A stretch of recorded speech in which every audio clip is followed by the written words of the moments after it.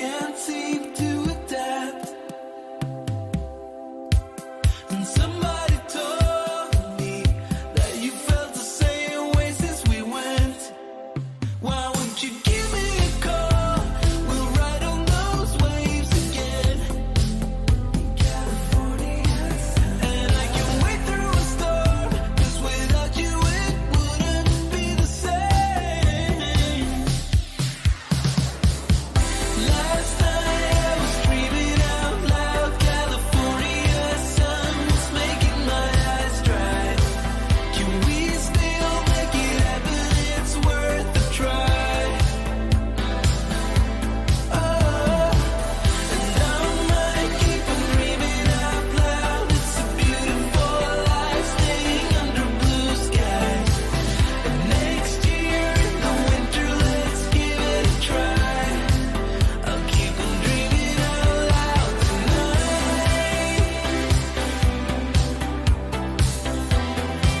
Yeah, I'll be dreaming out loud tonight.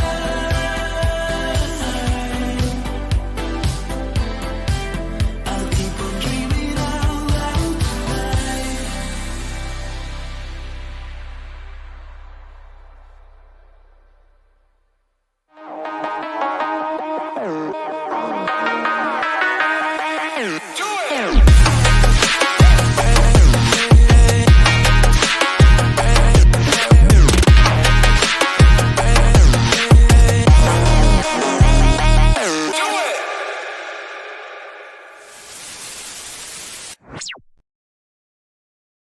What a new intro. Absolutely incredible. Well done, Matt.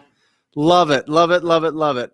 Guys, welcome. Welcome to the Brent Daniels Real Estate Investing live show where we're talking about it all. This is open kimono, as they say. I'm going to show you exactly what's going on in my business.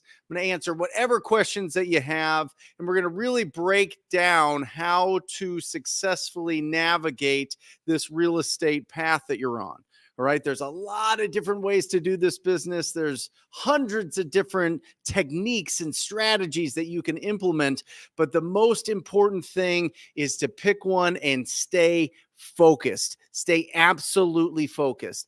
My belief is you build the foundation of your real estate empire on finding discounted properties. That is step number one. And that's what we call wholesaling. Some people think that wholesaling is just the assignment of contracts. That's not what I think wholesaling is. Wholesaling is the art of finding incredible deals, right? Going out there and solving the problems of property owners that they can't solve themselves. We are problem solvers. That's what we do. And that's why this business is so exciting, because there is a new problem around every single corner. Now, in the last 12 months, my company has closed 114 transactions. And I want to break all these down for you so that you can see exactly what this looks like. All right. I'm going to show you from a marketing standpoint, because the first step of all of this is to figure out your lead generation strategy, right? How are you going to actually have a quality conversation with a property owner to see if, one, they are a potential lead for you, right? What is a lead? A lead is somebody that has made the decision that they're going to sell their property.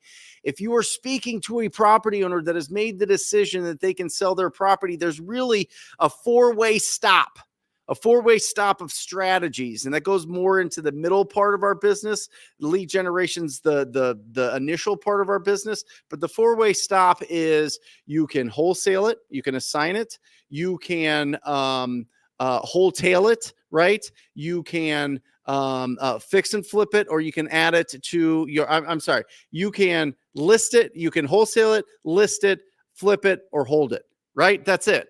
That's the four-way stop. And there's different strategies there, but nothing happens unless there's lead generation. If your business is a big locomotive, it's a big train on train tracks, that train is going to sit there rusty. And I'm telling you right now, there's not a single person watching this or listening to this later or whatever else that isn't this big, powerful locomotive. You are so incredibly powerful.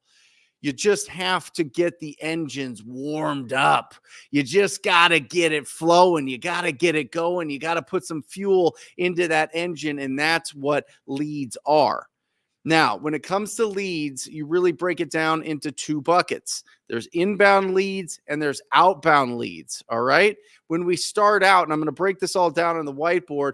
When you start out, it's outbound, right? You're going to be trading your time and efforts for those conversations, right? You don't really have a marketing budget yet, typically. And really, even if you do have a marketing budget, I would highly suggest that you go out and be as proactive as possible so that you can build up all of the rejection that you're going to deal with in this business. Because the faster you build up the rejection in this business, the more powerful entrepreneur you're going to be. If you look at any business book that you read, any successful business person, whether it's a biography, whether they wrote a book about business, whether it's an interview with somebody on an incredible podcast or a YouTube channel, they will all tell you the same thing. You have to go through this really turbulent time where there's a tremendous amount of rejection. It is the only path. There's no way to get around this. All right. It is the only way through. It is the airport security of being an entrepreneur. Okay. Is you have to go through a tremendous amount of rejection, a tremendous amount of people telling you no. All right. That's why being outbound, going outbound and talking to as many people as possible, being as proactive as possible is really the start of your business.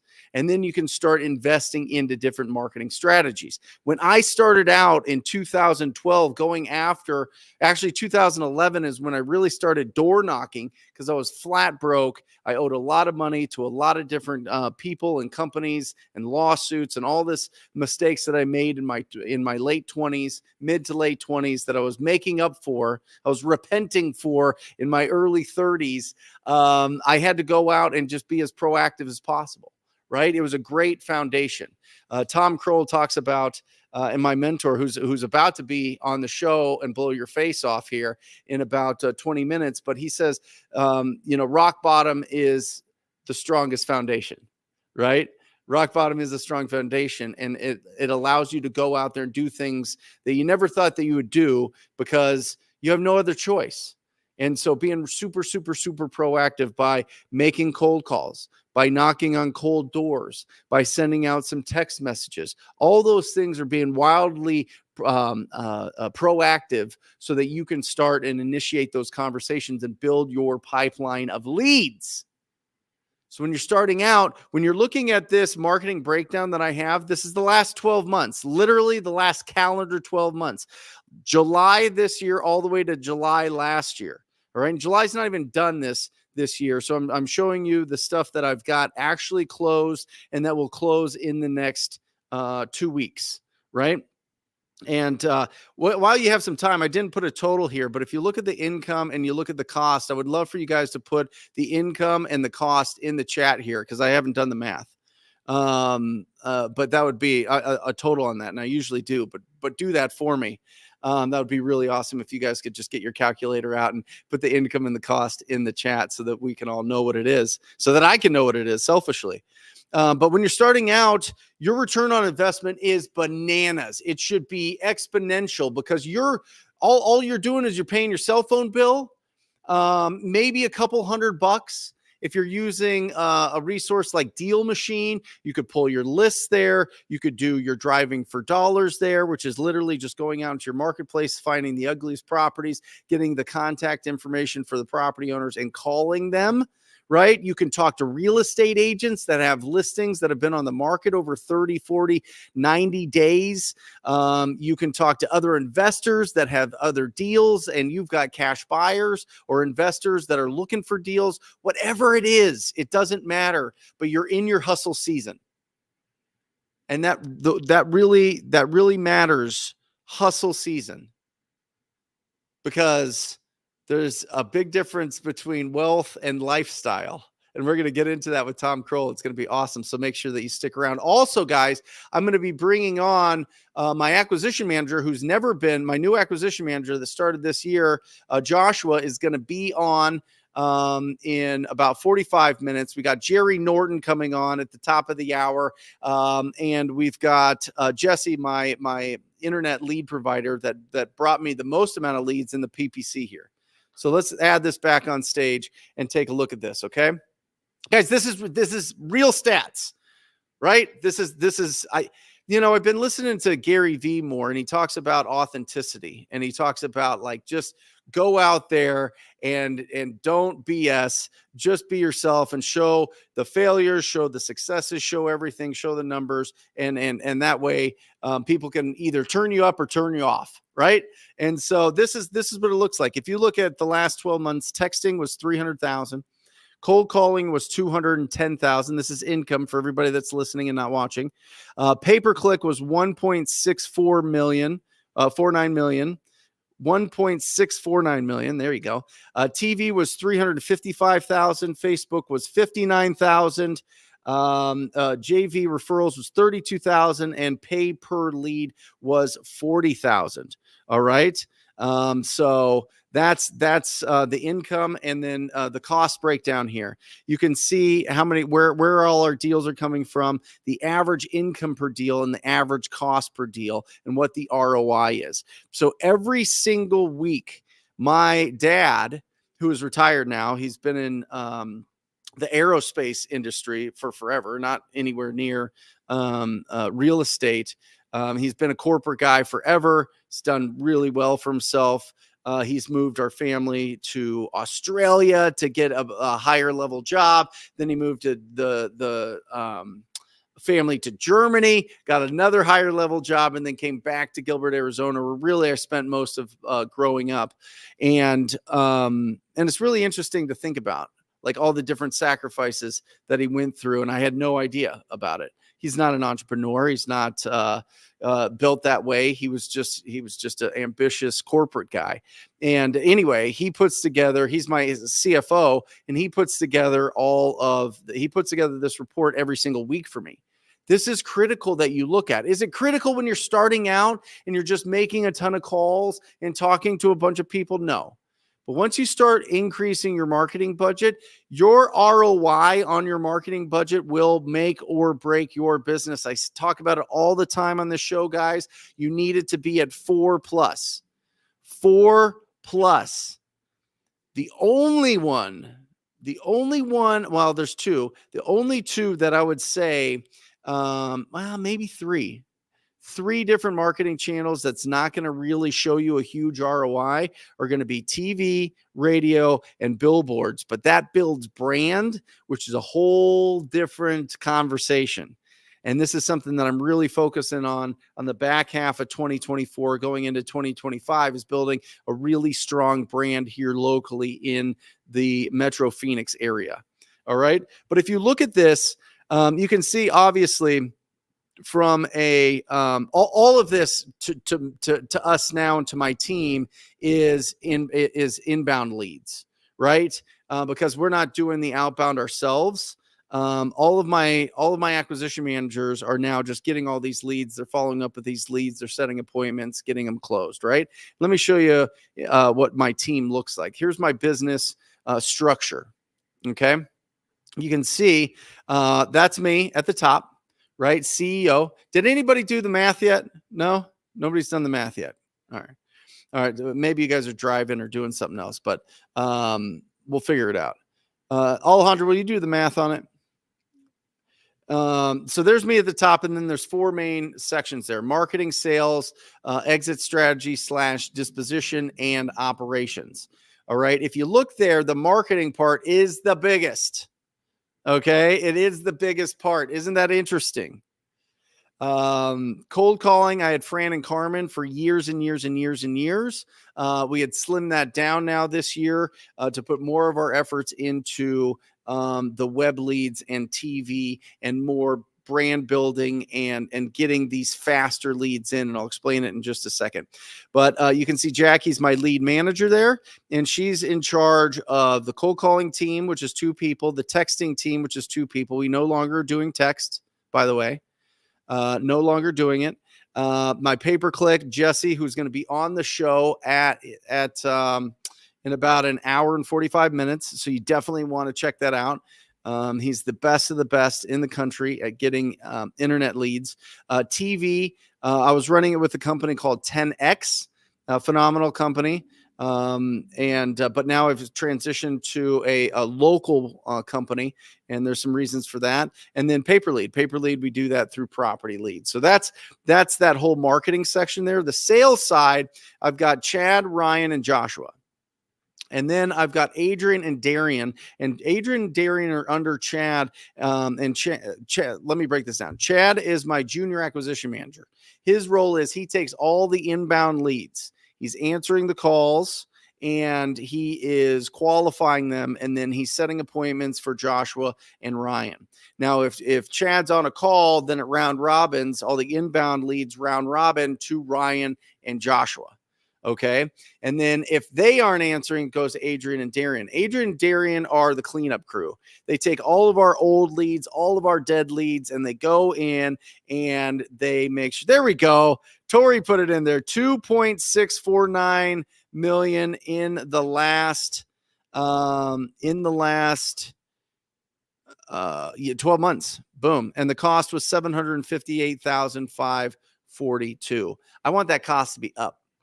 My goal is to get my cost up to about $300,000 a month in marketing and get the company to 12 million. That's where we're going.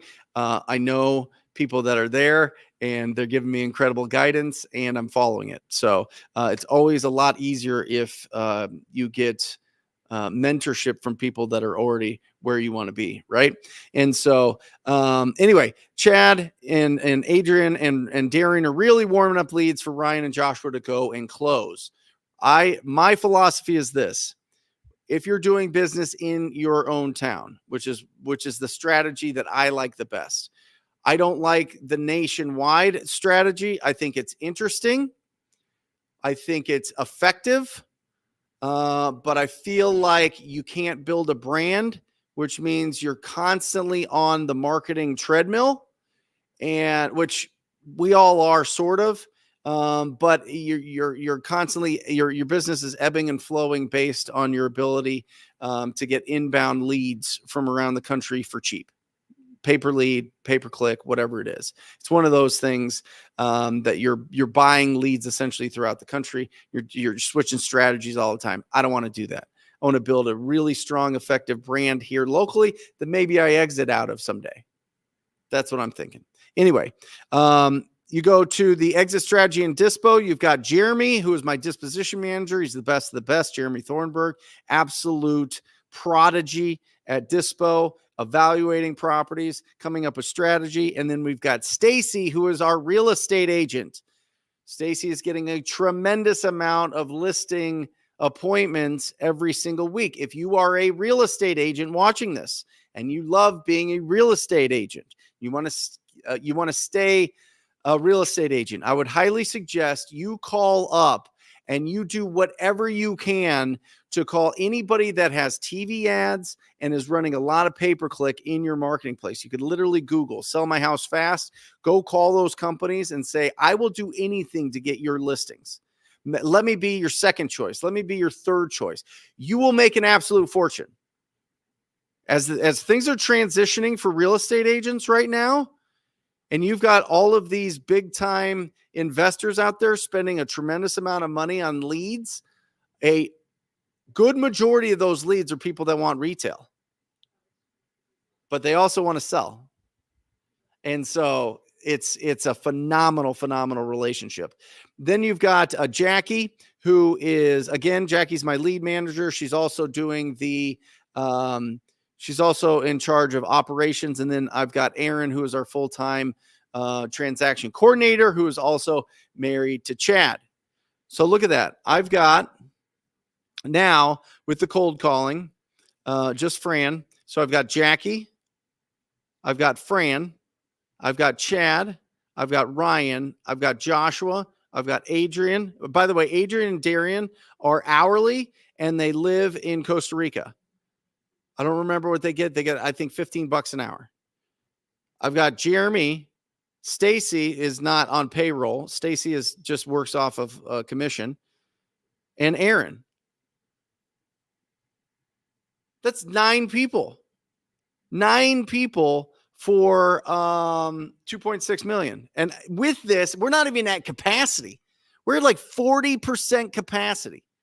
With this team that I have right now, I could take it to, with the acquisition managers, I think I can get it to 6 million with 9 people, guys. I'm telling you, lean and mean, small but gangster, like really, really, really, really tight, loyal, loving, caring, compassionate people.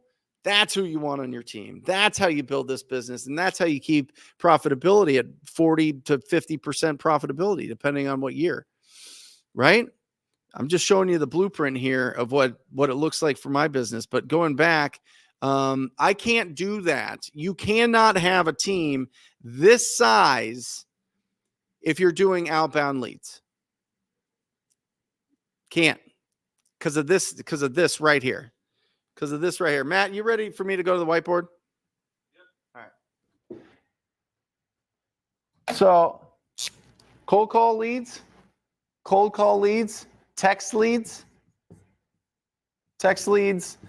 Somebody put in there ringless voicemail. That's hilarious that that's coming back as a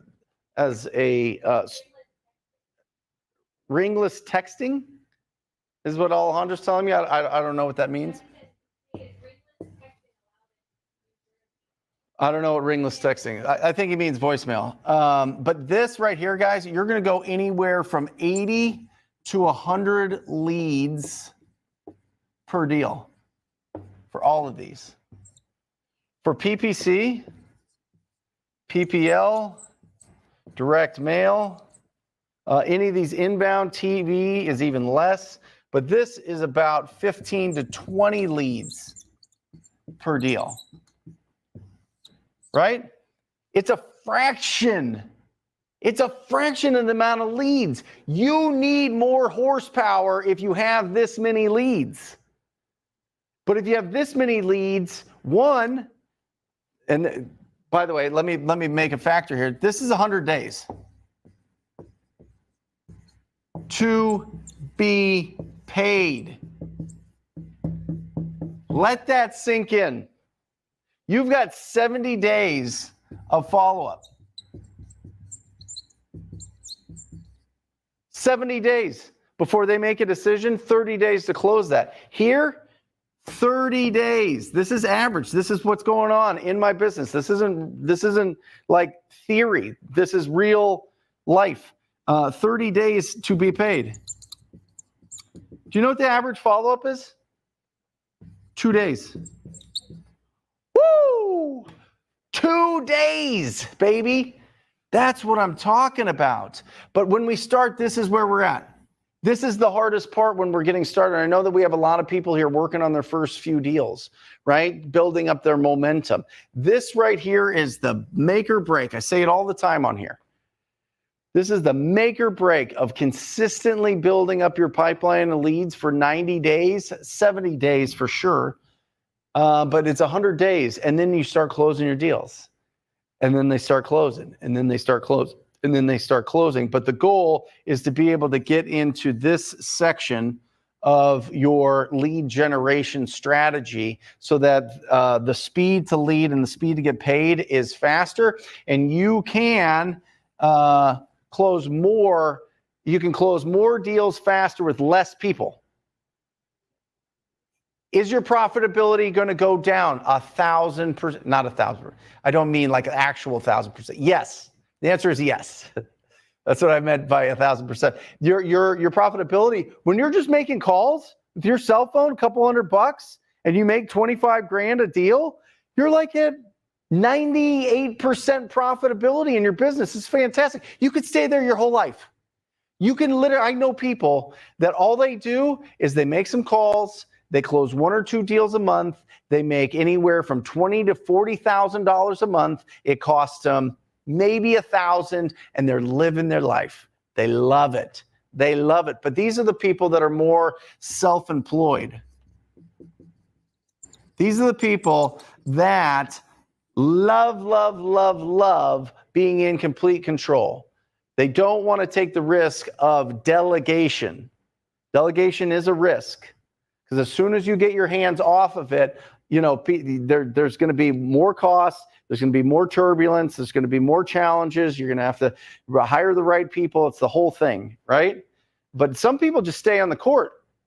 Some people are like, what's like the oldest guy? Like Phil Mickelson, right? He's like 1,000 years old. His skin is like leather, right? Because he's been out on golf courses for 100 million years. I think he graduated from Arizona State University in like the 80s.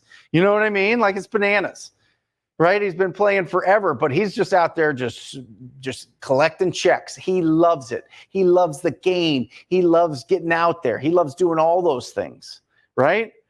And some people just want to stay in the pocket, stay self-employed, make a couple calls, close a couple deals, take a month off, do whatever they want, travel, live a great lifestyle. Whatever you want to do. Choose your own adventure, baby. You can do what you want to do. We got Tom Kroll coming up in 5 minutes. He's waiting in the wings. He's looking fantastic. And I've got some great questions for you, Tom. So get ready. Look at that picture of Tom. There it is. Flexing, bro. I love it. But some people want to stay self-employed. If you want to be an entrepreneur and build a business, your profitability is going to go down. Your stress is going to go up. Your risk is going to go up, right? But you have the ability to essentially, guys, all 114 of those deals, did not step foot in any of them. I didn't talk to any of the property owners. I didn't go on any of the appointments. I didn't take the initial call. I didn't do any of that. What do you want your life to be? Seriously, what do you want your life to be? But what I'm telling you is this, though. You have to go through the mud. I've been listening to too much Gary Vee. But you got to go through the dirt. You got to go through the mud. You got to go through the really tough times to be able to earn that right to be there. If you think that if you get tricked into a Facebook ad or Instagram ad where they're like, here's a business in a box, we'll just send you leads for free and then we'll split them and everything's taken care of and we run the leads and we do all this with VAs and all this stuff, you are going to lose your money. You will. That doesn't exist. It's never existed in the history of business. You have to go out there and grind. You have to go out there. Tom Kroll sold his golf cart so that he could send out direct mail, so he can send out postcards, so that he could get calls, that he was talking to the property owners, setting the appointments, did his first 100 deals this way. Just went and ran his whole business with his brother and Lorena and his VA. But he earned that right to be able to attract that to him. Because he went out there and now he's the coach of the coaches, right? Now he has elevated to just an incredible position in the place of our industry and in all coaching industries, to be honest. But everybody goes through this. Go follow Alex Hormozi. Go see what he did forever and ever when he was traveling and going to all these gyms and setting it up and sleeping in his gyms and doing all these things. Everybody starts here. The more rejection you get, the faster you get the rejection, the more powerful that you're going to be, the more money that you're going to make, the more successful that you're going to be, the more wealthy that you're going to be, the more you're going to elevate your family to have better doctors, better opportunities, better schools, better travel, better experiences, a better time on this blue little rock that's floating in the middle of 100 billion suns, 100 billion galaxies. Woo! We're full of it today. I've got it today. With that, guys, it is my pleasure to bring on the incredible Tom Kroll. Tom, how are you, bud? Bam! Oh, Bam! brother. I love it. Let me. Come on. I love it. Tom. Brother, I love what you're talking about. This is my favorite subject. I love it. Yes. I listened to a podcast Monday, Tom, and I thought about you and I thought about this 15 minutes that we spend together on the show with this incredible audience that's joining us. And I wrote down a couple of things, if you don't mind. Yeah, let's do it. To get your thoughts on it. Chris Williamson, who has a podcast called Modern Wisdom. I had just been introduced to it, and it's absolutely phenomenal. It has a bunch of interesting guests. But he says that most people at the top of the pyramid are insecure overachievers. Insecure overachievers. Okay. Yes. I need a little, I need a little, I need I'll give you some context to it. Yeah, Okay. yeah. They are more focused on increasing their wealth. Well, he broke it down this way. He said there's two types of people. One is people that don't know how to improve their lives, and two is people who don't know how to stop. Right? Okay. Yeah. The whole wealth versus lifestyle a conversation. And I think it's important for us here, Tom. You know what I mean? Here's what I would say, walking myself, my family, being the head of the household in my house, and walking my clients through this, right? There are, first of all, I love what you said about wealth, right? So for let's unpack this, right? What is wealth? Here's what wealth is. Wealth is more and better options. That's what it is. Wealth is an external comparison to somebody else. On this call, either I have more money than you, or you have more money than me. I have more health than you, or you have more health than me. I have more network, connections, transportation, mobility, or you have more. Wealth, and this is key for everyone to understand, guys, you should write this down. Wealth and success are different in this way. Wealth is an external comparison to other people. I need to have more than someone else in order for me to be more wealthy. It's a comparison externally. Success is an internal comparison to your ideal. Who's more successful on this live? Is it myself or is it Brent? Who knows? I don't know. You can't call for the operation of my mind. Maybe my ideal of wealth, my idea of wealth is one thing and Brent's is another, right? Yep. So I think that it's very important. And one of the key lessons here when it comes to wealth and success is never, ever, ever sacrifice success for wealth. That's the key, right? If you want to have wealth and you want to have success, they work, they are corresponding. They work together. You never sacrifice one for the other, even if you're in that season of hustle. And I think that that's, really the key. And that's really talking about your model when you're talking about delegation and what you have to give up and what you don't have to give. Guys, there are all sorts of all of my clients, right? They define success in a different way. Some of them are keep it small, keep it all. They want to get to 2.5 million and they don't want to do nothing. And if you want to do that, guys, and have a really high margin, there's a great book by Bo Burlingham. It's called Small Giants, recommended to me by Trevor Mock of carrot.com, who I'm dear friends who I love. Then there's other books, right, where if you want to just, hey, I want to scale this thing, great. Well, remember, rule number 11, right, is if it's not written down, it doesn't exist. So show me your checklist, right? What you do as a wholesaler, rehab, or landlord, sub-2 guy, whatever you're doing, selling door hinges, selling victory bells, whatever you're doing, it's not brain surgery, okay? Yeah. Show me the checklist. Write it down. And here's a little trick if you're going to hire people. I'll give it. Number one, first hire, local executive assistant. If you guys listen to or play this recording back, if it's recorded, when Brent said it, right? What was the first thing he said? He said, Tom hired Lorena, right? So here's what I'm going to tell you. And now I know local, and I love Lorena. Local executive assistant. That's the key. Got to have a college degree. And I'm going to give you another trick about hiring people you can use right now in your business. Every single person you hire, if you want to work for me, you better get a job. Only hire people who are working. Do not hire people who are not working. Let the Fortune 500 companies do that. Good people are working. People who we're unsure about are looking for work, right? So I don't want somebody looking to make a change. I want a good person. And don't worry about experience. Experience is garbage. I want good people. People who are honest, loyal, hardworking, intelligent, college degrees, focused, coming in early, leaving late, the people who are dedicated. Ordinary people, extraordinary results. Show me your checklist if you want to delegate. That's what it comes down to. Don't overthink this stuff. So success is more and better options?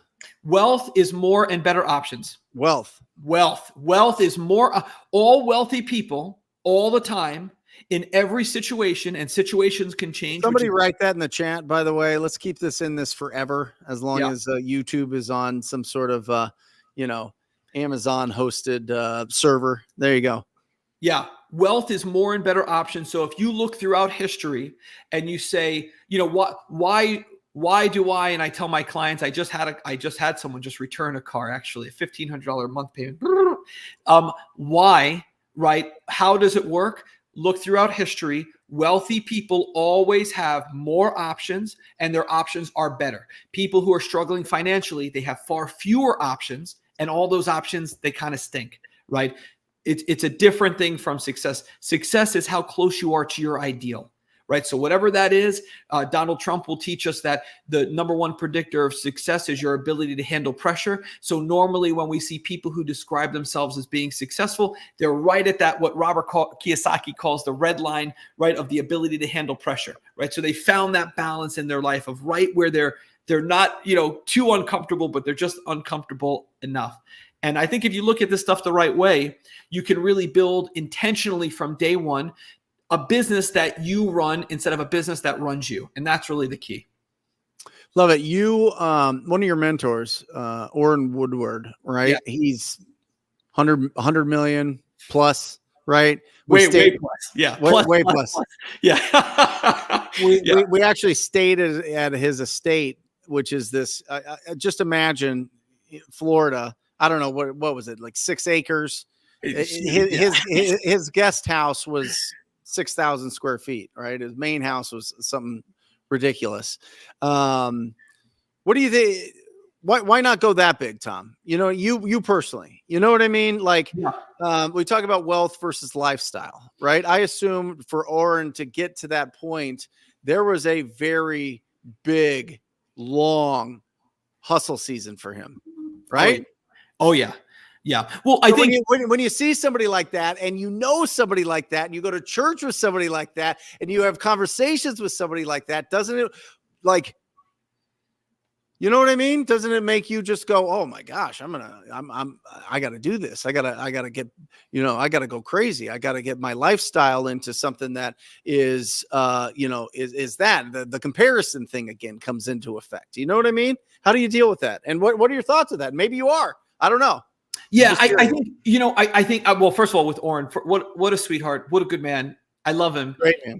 And I know him very well, and I do go to church with him, and he's someone I do definitely consider a mentor, and he's the author of many of the books that are on that shelf right there. That second shelf is by Orrin. And here's what I would say.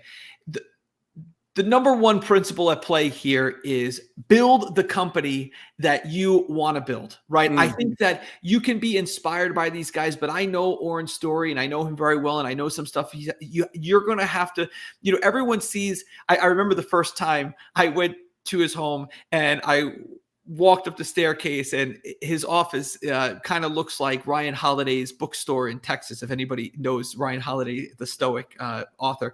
And his office kind of looks similar to the store, except for the part where you see these arches where there's like dolphin jumping in the background of the Atlantic Ocean. And it's just amazing, right? I mean, literally, you're like, what am I don't even feel like this is real life. I think that you have to look at what people have to go through to get that. People that you and I both know, people will call me and say, what about this guy? What about that? I want to be like, Wholesaling Inc. And I think that here's what I would say.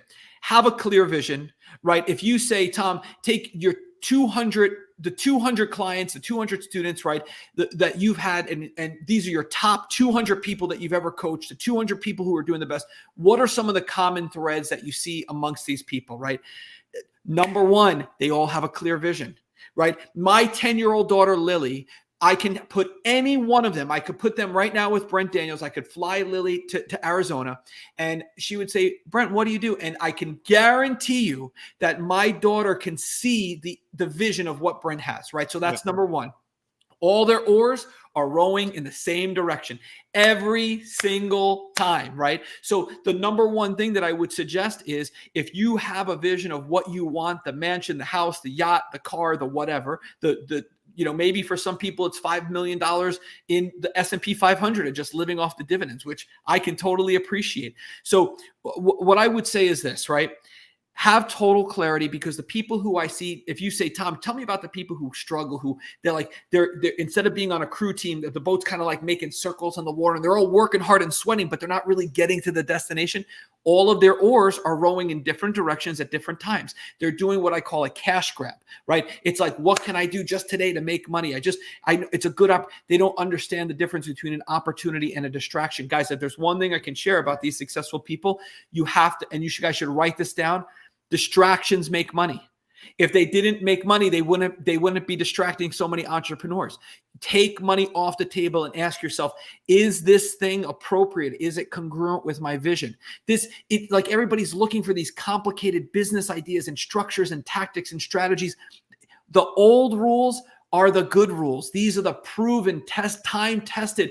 Have a clear vision. Make sure when you wake up in the morning, revenue in first position. This is the structure of your day. Revenue in first position, then fulfillment, right? Taking care of the people who paid you their hard-earned money. And then KPIs. Know where your money is, know where it's going, wherever it's sitting, where is it sitting, how did it get there, wherever it's sitting, what is it earning, wherever I'm spending, what is the return? Remember the basic rules. What do poor people do? Earn money, spend money. What do rich people do? Earn money, buy assets, assets, buy things.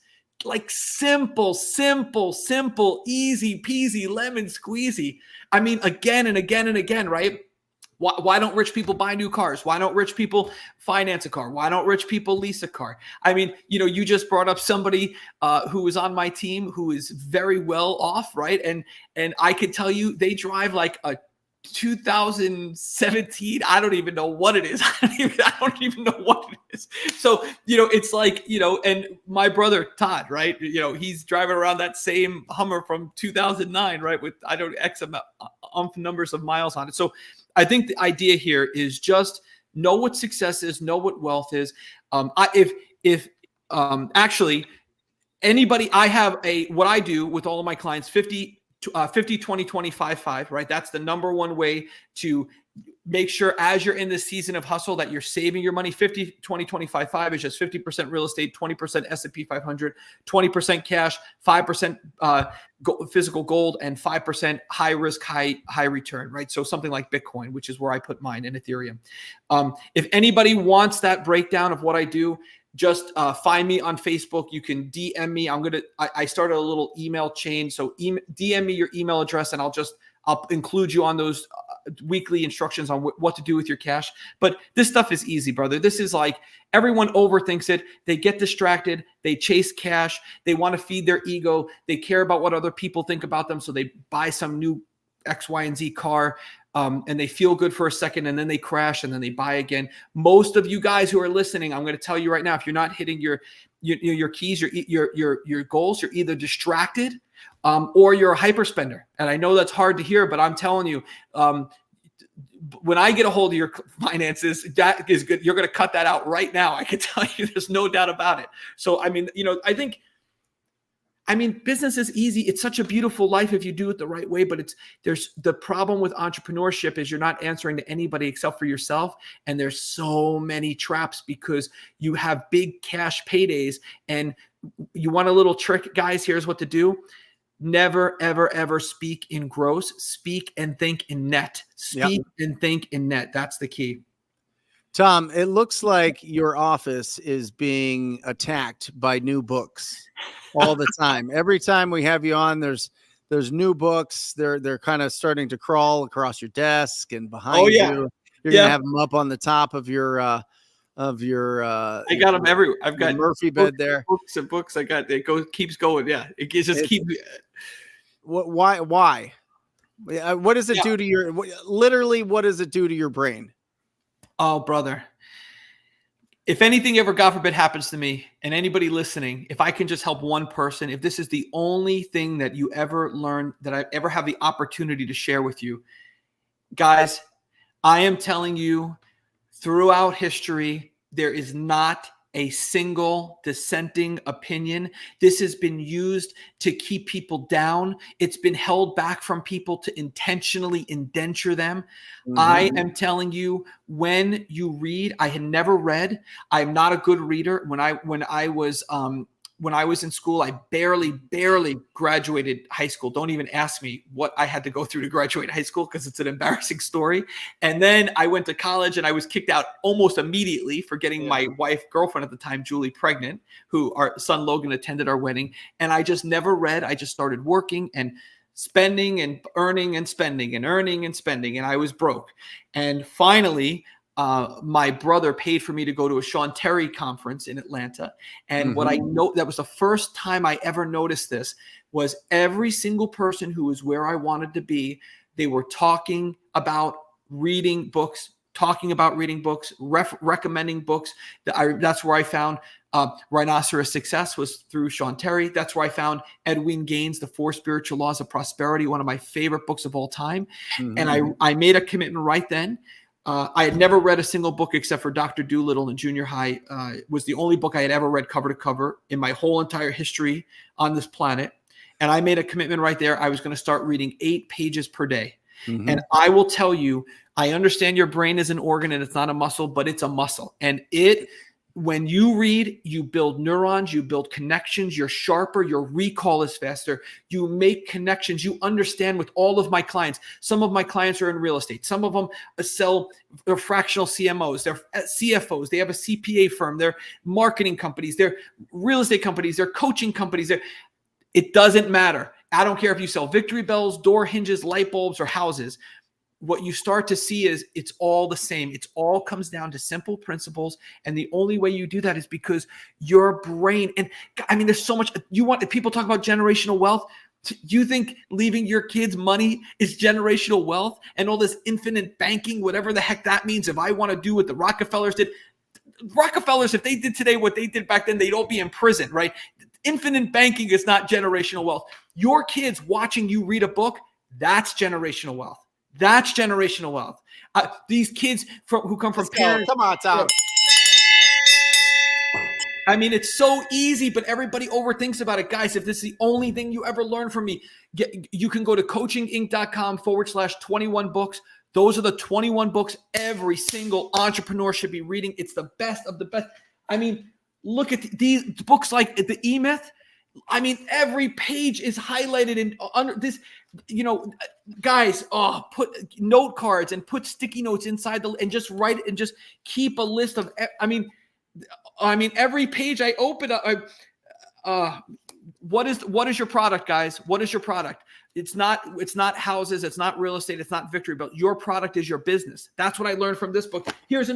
This book is, read it cover to cover to cover every single month.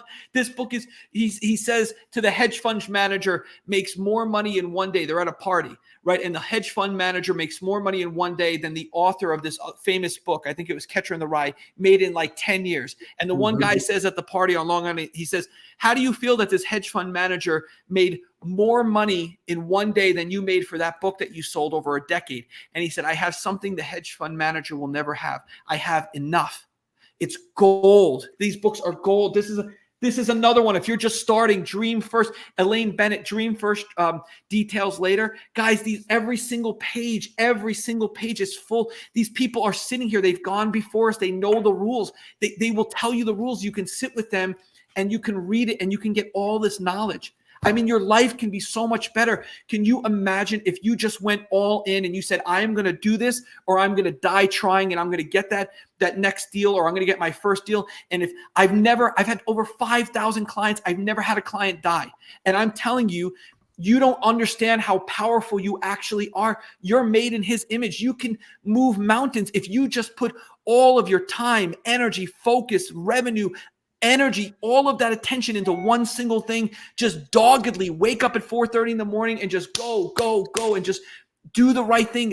Avoid anybody who's cursing. They're always a victim. They're cheating on their spouse. They're drinking. They're pornography. The gambling. They're just doing the wrong thing. Drugs, whatever it is. Avoid those people like the plague. Focus on just you. Let this be a season where you're just going to go all in and you just say, I'm going to do this, or Brent Daniels is coming to my funeral because I just forgot to drink water and eat because I was so focused on trying to do my first deal. And then you'll have financial freedom, not after your first deal, after your third. That's when you're going to find it. First 3 deals. That's the thing that you got to get over, and it'll change your life. Wholesalinginc.com. Tom Kroll, you're the best. Love you, man. Bam! I love you, brother. Enjoy the day. God bless everybody. Talk soon. See ya. Bye-bye.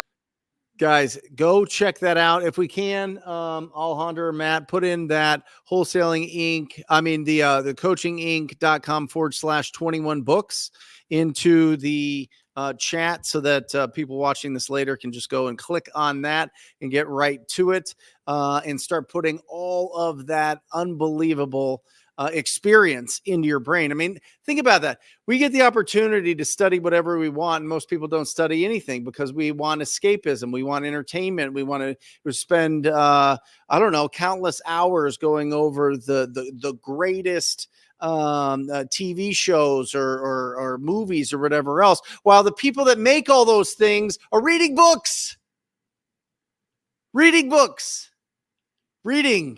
getting better at whatever. And that's a beautiful thing. It's choose your own adventure, choose your own path, do whatever you want to do, get into it, read whatever. But 8 pages a day, you could do that. And let's say you're the slowest reader of all time, 20 minutes.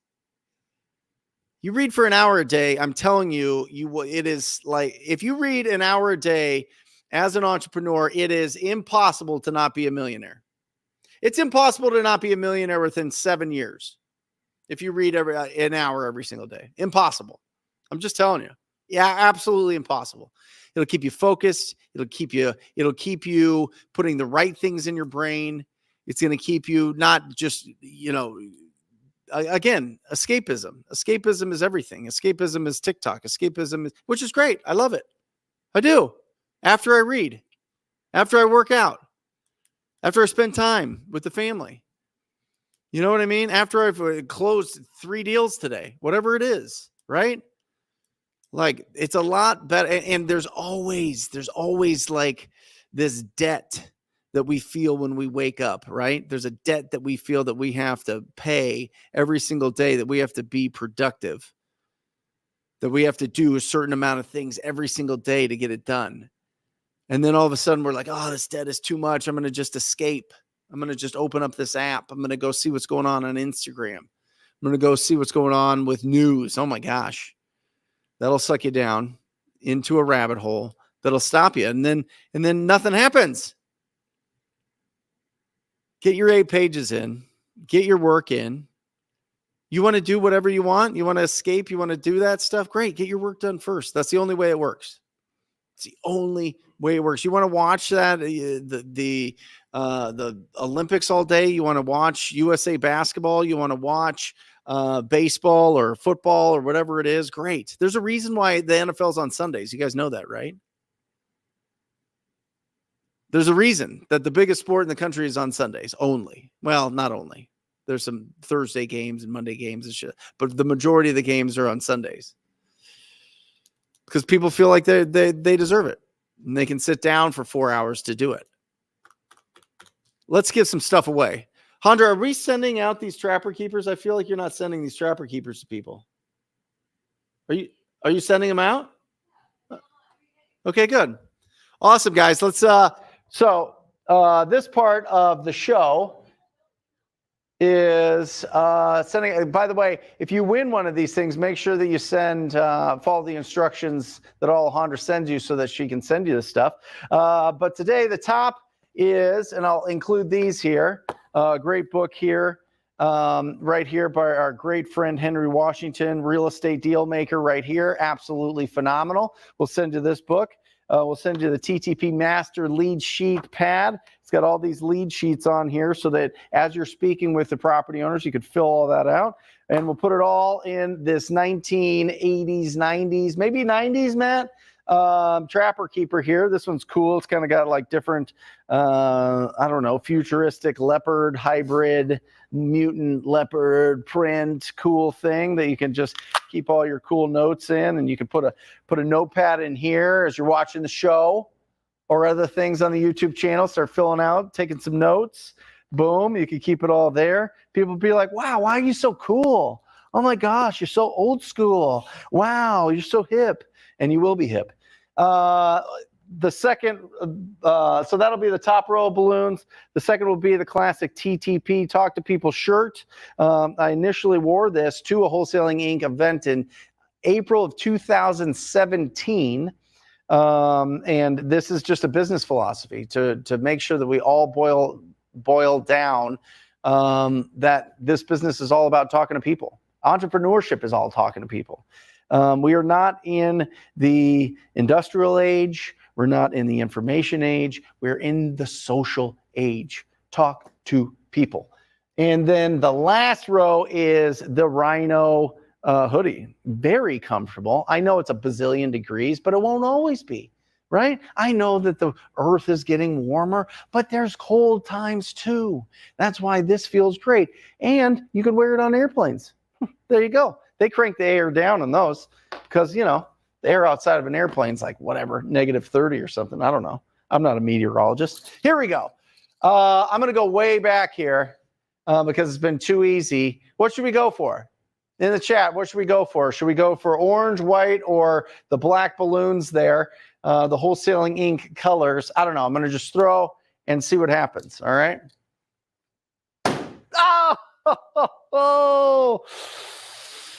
Oh, your boy is unconscious. We got to put like a blindfold on. We got to do like a different. We got to spin around. We got to do like a maybe a different game where like I don't know. You have to throw a ball through a hole or so. I don't know. Some other carnival game. I don't know. We'll figure it out. But there you go, guys. Right there, orange, Connor or Karina, you got it. So that is the Trapper Keeper. Rock and roll. Somebody in here that's live is going to get it. So we just want to say thank you, guys. We love you. This whole show, we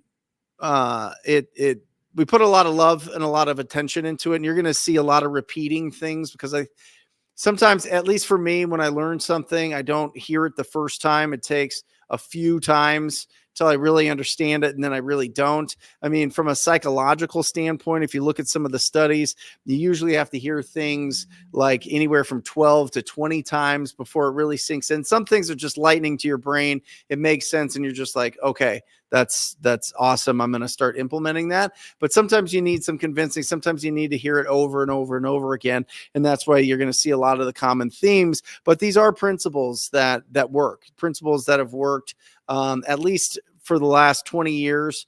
I started real estate in 2004. It's now 2024. This isn't a new thing. I wasn't doing something else and got into this. This isn't some explode. Like our YouTube channel's been around since 2018. And I feel we have the highest quality audience. So I want to say thank you and give you a little token and have a little bit of fun. But also, most importantly, take the instruction that we give you here and the answers to any questions that you put in the chat and implement it, right? Massive imperfect action every single day is the key. Massive imperfect action. Staying focused, massive imperfect action. You cannot lose. And again, read every day. 8 pages a day, minimum. Hour a day if you want to just explode this thing in the next 7 years. 7 years? I want it now. It's not going to happen. It's not going to happen. I mean, maybe for the, whatever, some absolute, genius idea or whatever else. But this isn't what this is about. This is about real estate. This is about, building something long-term. The beautiful thing about real estate is there's no retirement age. You know what I mean? Because what happens is we start transitioning. And I want to show you some stuff here after I talk to Joshua. Joshua is going to be coming up here at the top of the hour in just a few minutes. But I want to show you some of the tools that we use. We're going to talk to Joshua. I'm going to give you some news some predictions of what's going to be happening in the real estate market over the remainder of this year, the quarters 3 and 4, back half of this year, answer some questions. And then we got the incredible Jerry Norton in about 32 minutes. So let me put in, and by the way, guys, as you are answering questions, Alejandra's starring them, and we're going to get to it right after we talk to Joshua Amensqua. He's got a cool last name. Anyway, that's my new acquisition manager, never before seen on the Brent Daniels YouTube channel. We've been hiding him for 6 months. So here we go. I want to share my screen here with you, give you guys some. I'm going to go to the window here. I'm going to go here and I'm going to share. And I'm going to get into number one, guys, number one tool, Deal Machine. It's a no-brainer. DealMachine.com, TTP, coupon code. They totally hook you up. I suggest if you have the budget, do the annual plan because it's like a ridiculous discount that you get. But literally, they're gobbling up everybody. They're gobbling it all up. They're gobbling up the prop streams, the batches, the everything. They're gobbling everything up with their data, their tools, their app, free skip tracing, really quality skip tracing, absolutely incredible. Deal Machine is phenomenal. I'm telling you, I've been working with these guys for a long time, and the people that get a Deal Machine app stay with the Deal Machine app. It's not like a lot of turnover with them because it's so powerful. It's just awesome. We've used it since it came out in 2018. Number one list, guys, is US Lead List. You will not find this list anywhere. They only have a certain amount of licenses per area. US Lead List, guys. Micah Nichols is the owner. He is absolutely incredible. It is ridiculous what you get with US Lead List. They get you the pre-probates, people that have passed away. It hasn't even hit the probate courts. It hasn't even hit public information. These guys are the only ones that get this data. It is number one in the Rhino tribe. If you go on our support calls and you ask people where they're getting their most success, it's US Lead List. Beautiful thing about US Lead List is it's not a huge list. So if your time is constrained or your budget's constrained, one, you should be mailing these and it's a low budget. And two, you should have plenty of time to be able to call through this entire list. It's awesome.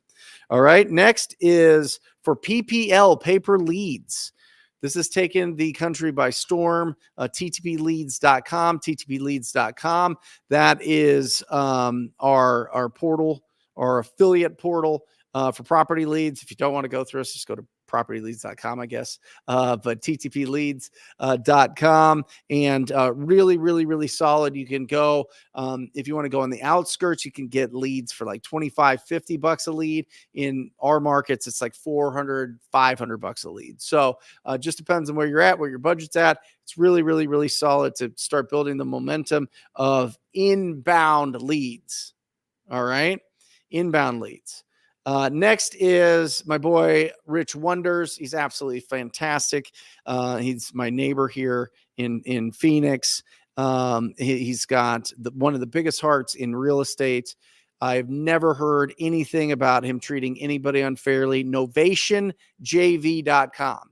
If you've got a seller that wants retail value and the property's in decent condition, and it can get a conventional loan. It's not totally destroyed, but it's in that 80%. They want about 80% of what it's worth.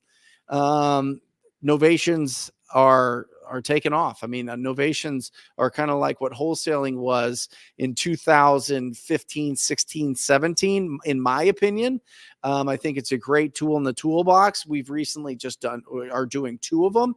One of them is a complete dumpster fire, literally a fire. The guy burnt his house down, which that one isn't going to work, but the other one is going to be good. But right here, Rich does it with you. He walks you through the whole, he literally takes over the deal for you, splits it 50-50 for just JVing, get to learn the strategies. And I think it's just my opinion. You can do whatever you want, but instead of spending $5,000 to $10,000 getting a course or coaching on novations, you can just get real life experience here. And I think in my opinion, is the best. And they have that long thing, but you could just go to novationjv.com, Novation JV, and it actually just goes to this link here, Matt. Anyway, the last one I'll show you is talktopeople.com. Talk to people. You guys, you saw the significant, let me stop sharing this for a second. Talktopeople.com. You guys get it.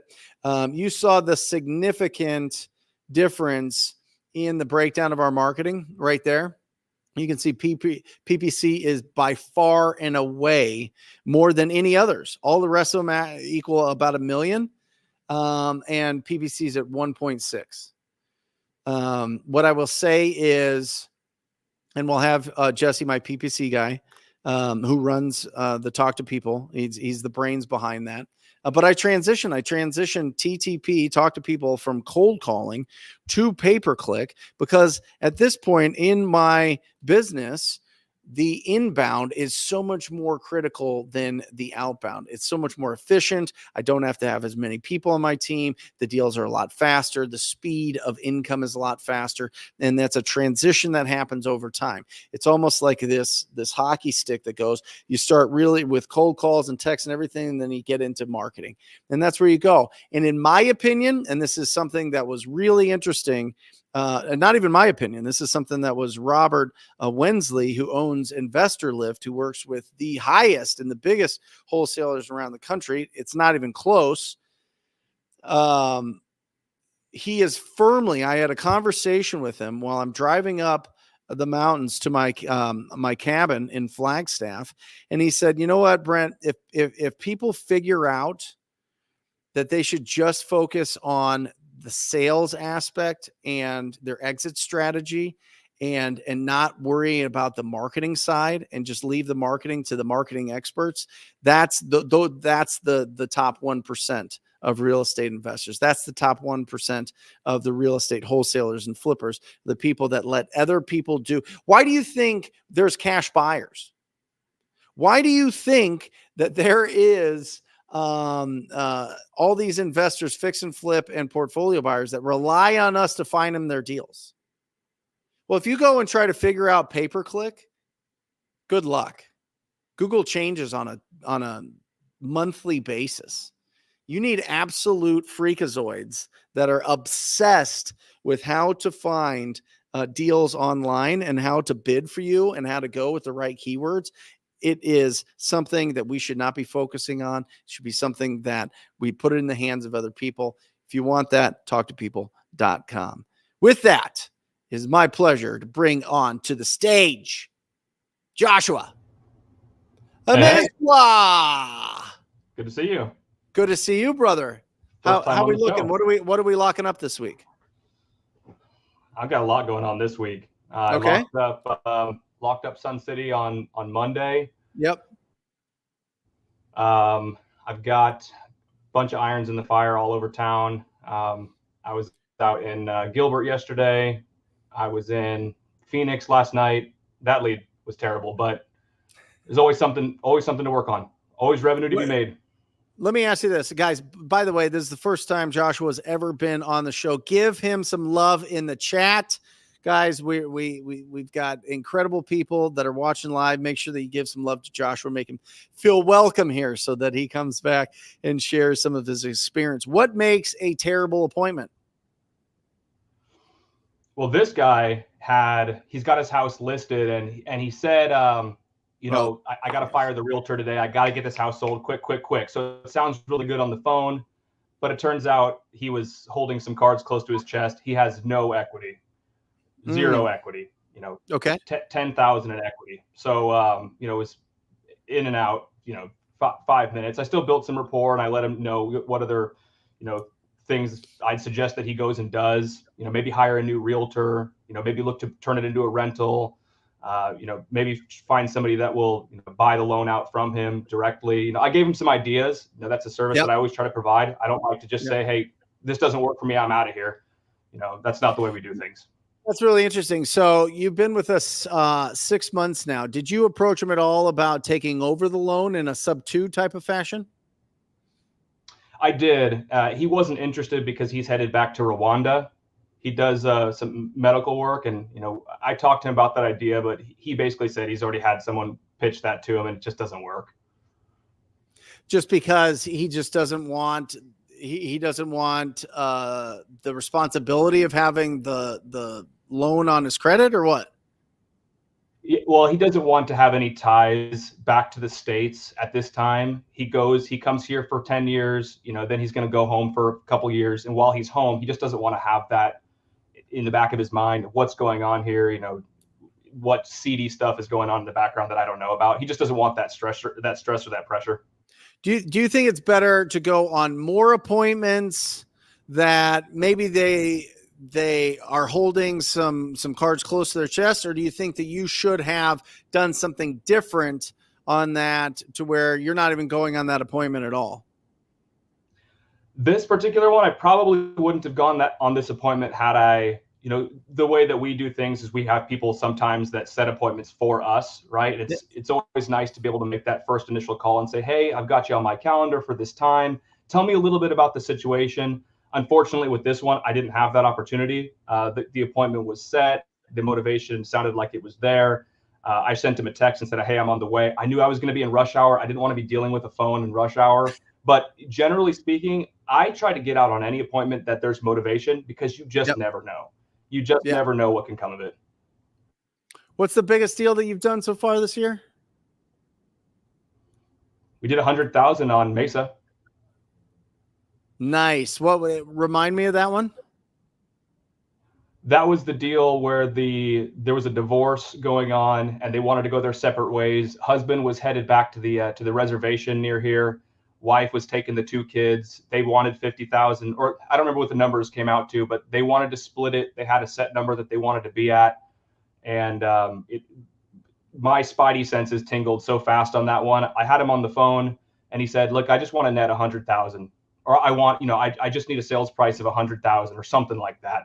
Yeah. And I said, are you saying you want to net 100,000? And he said, yeah, I want to net 100,000. And I started doing some math, and I was like, hey, I'll be at your house in 5 minutes. And thankfully, he's right down the street, right up the street from me. It took me 7 minutes to get to his house. And I went through and I did the thing with him. I made sure that he knew exactly what he was asking for and understood the numbers. We broke it down. We wrote it all out. We did some napkin math. And he said, yeah, if you can give me 50,000 and her 50,000, I don't care what you make on the home. It's yours. That one was like, right place, right time, which happens a lot. But it was just a great deal. Great people. I'm glad that we got them, what they were looking for, and we were able to make some killer money on it. I love it. And was that a pay-per-click? Where'd that come from? That was an inbound call from our website.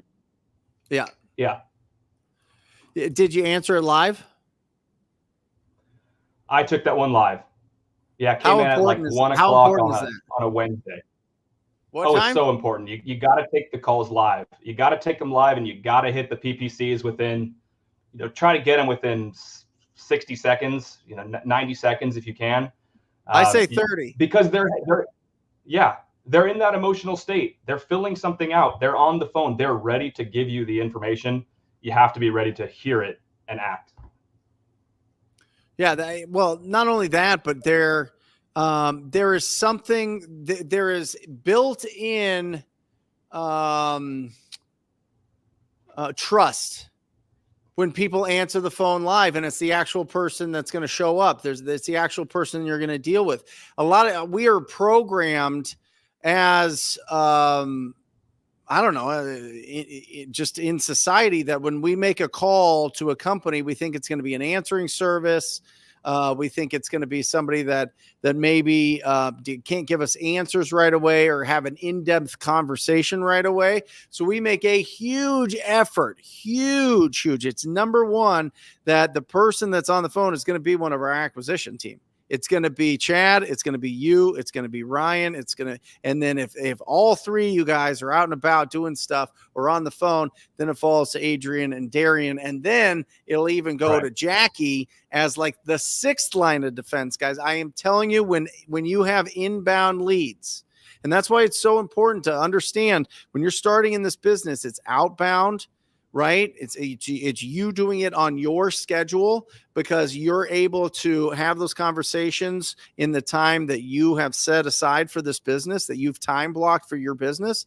But as you start getting your marketing up, you need to have the flexibility in your schedule to answer that live, and you need to have the systems in place, and you need to be good. You need to be good.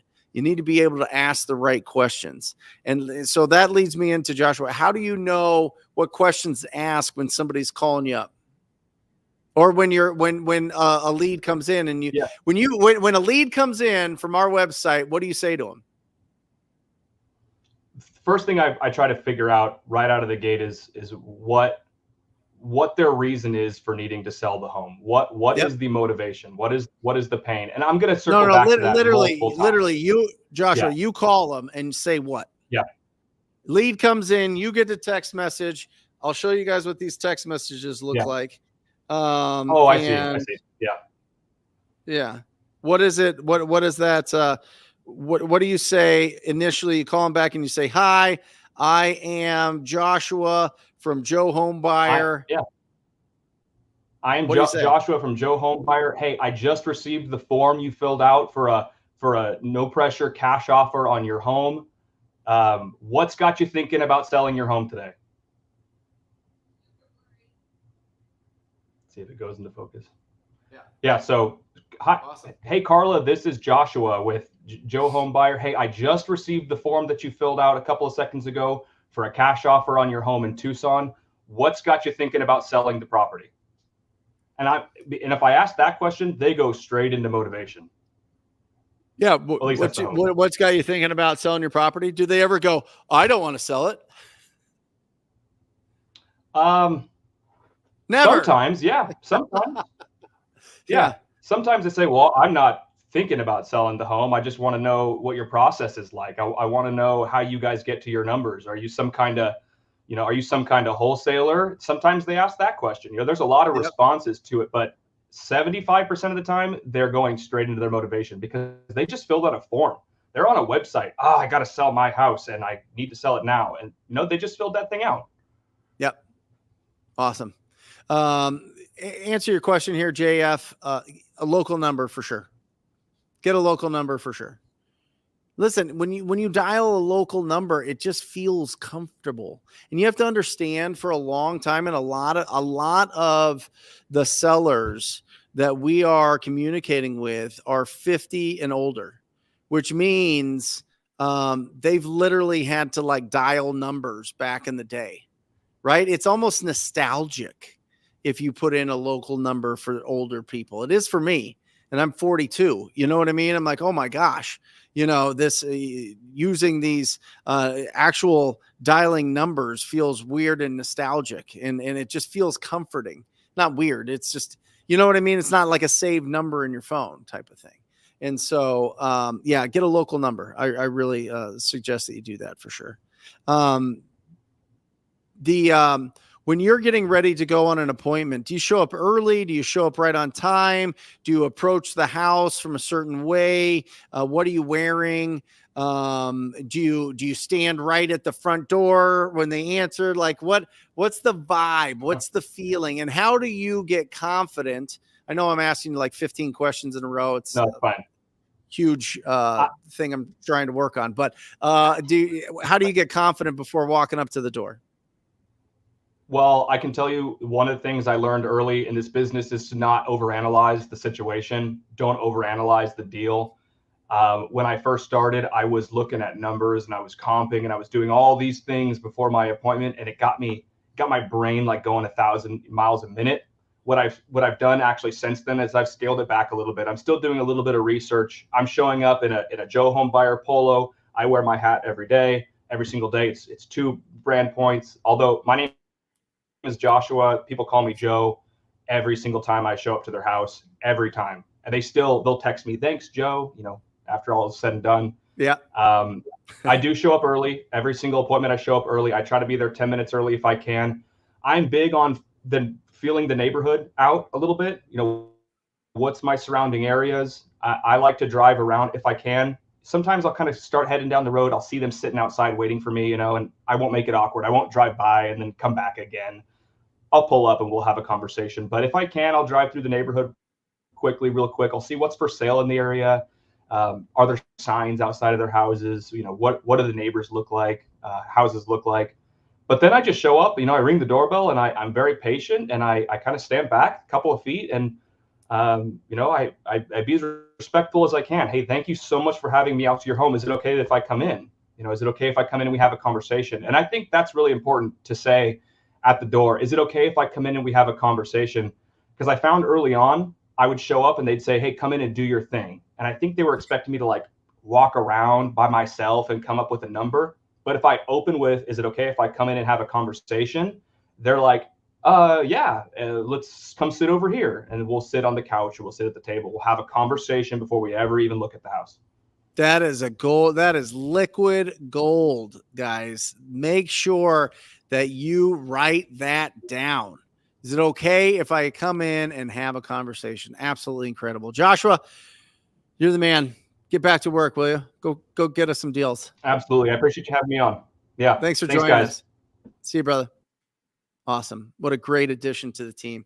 Absolutely incredible. He was Joshua. We found Joshua. He was connected to Jeremy, my disposition manager. So we do this crazy thing where we try to find friends and family that'll work with us, and it works out really awesome. And he's done a great job. So guys, we got Jerry Norton coming up in about 10 minutes.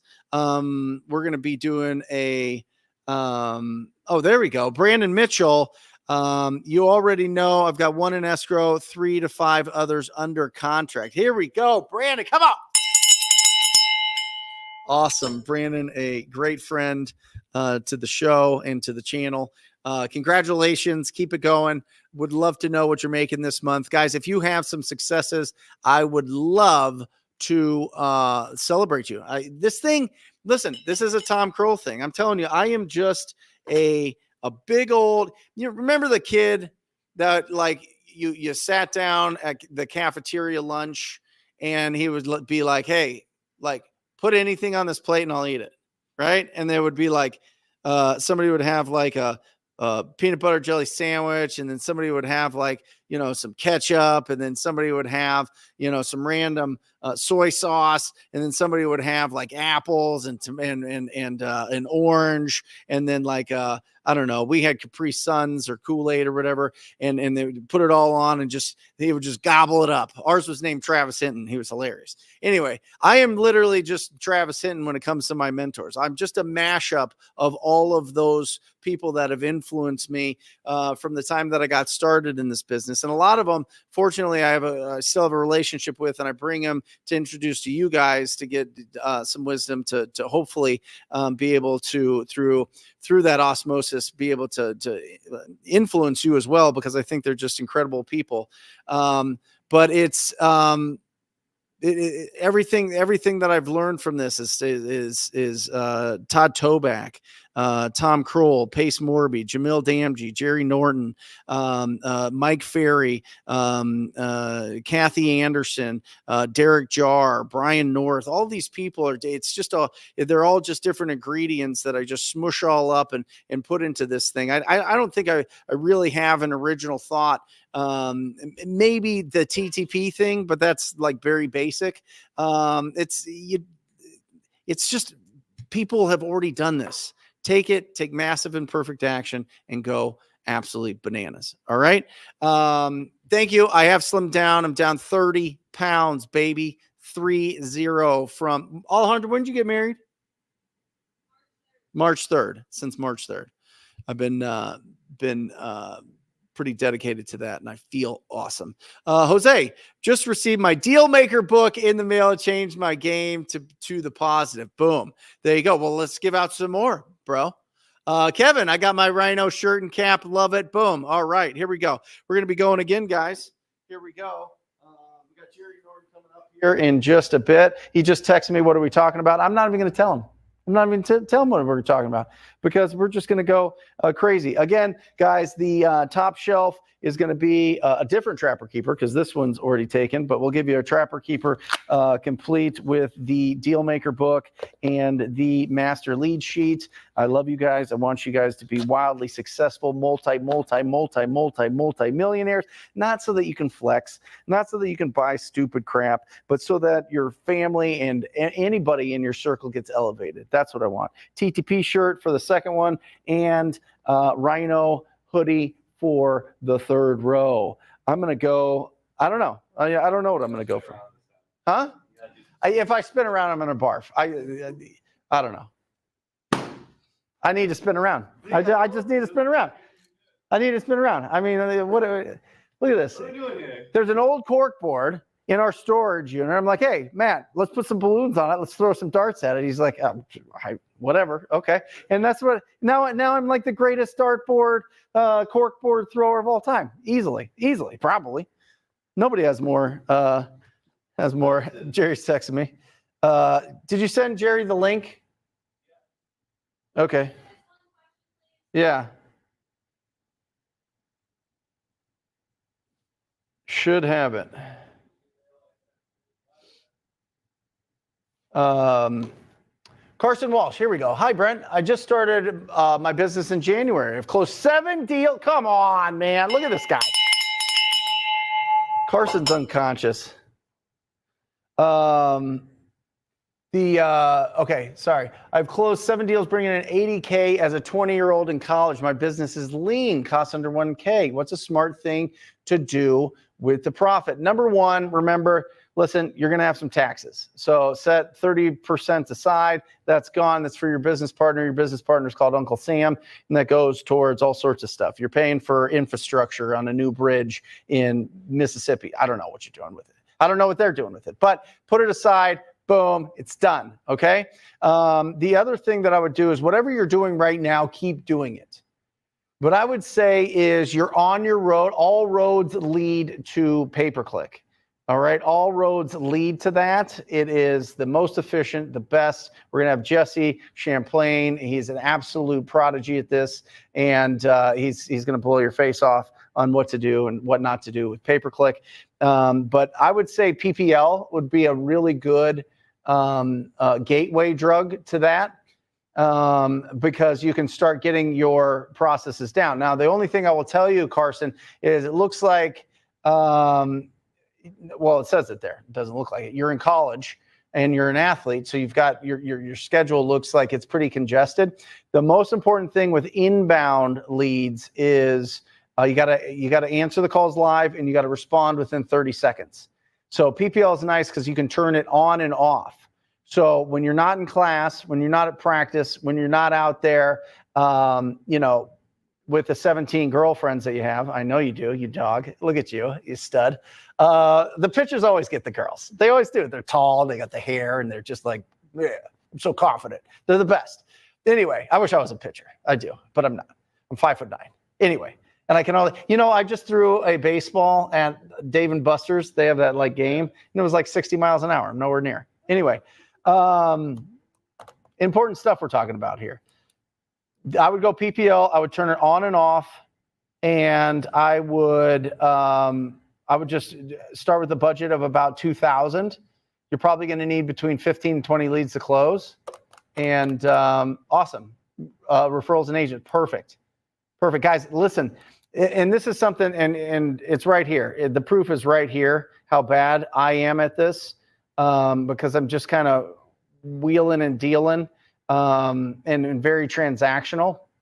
But my referrals are terrible. If I followed my own advice, it'd be a lot better. But if you get 30 people that know, like, and trust you to send you 1 deal a year, you're set. You're set. I mean, you're talking anywhere from $450,000 to $600,000 a year. Your top 1%, if you have 30 people that know, like, and trust you to send you deals, real estate agents, investors. If you guys haven't gone, Hunter, can you put in,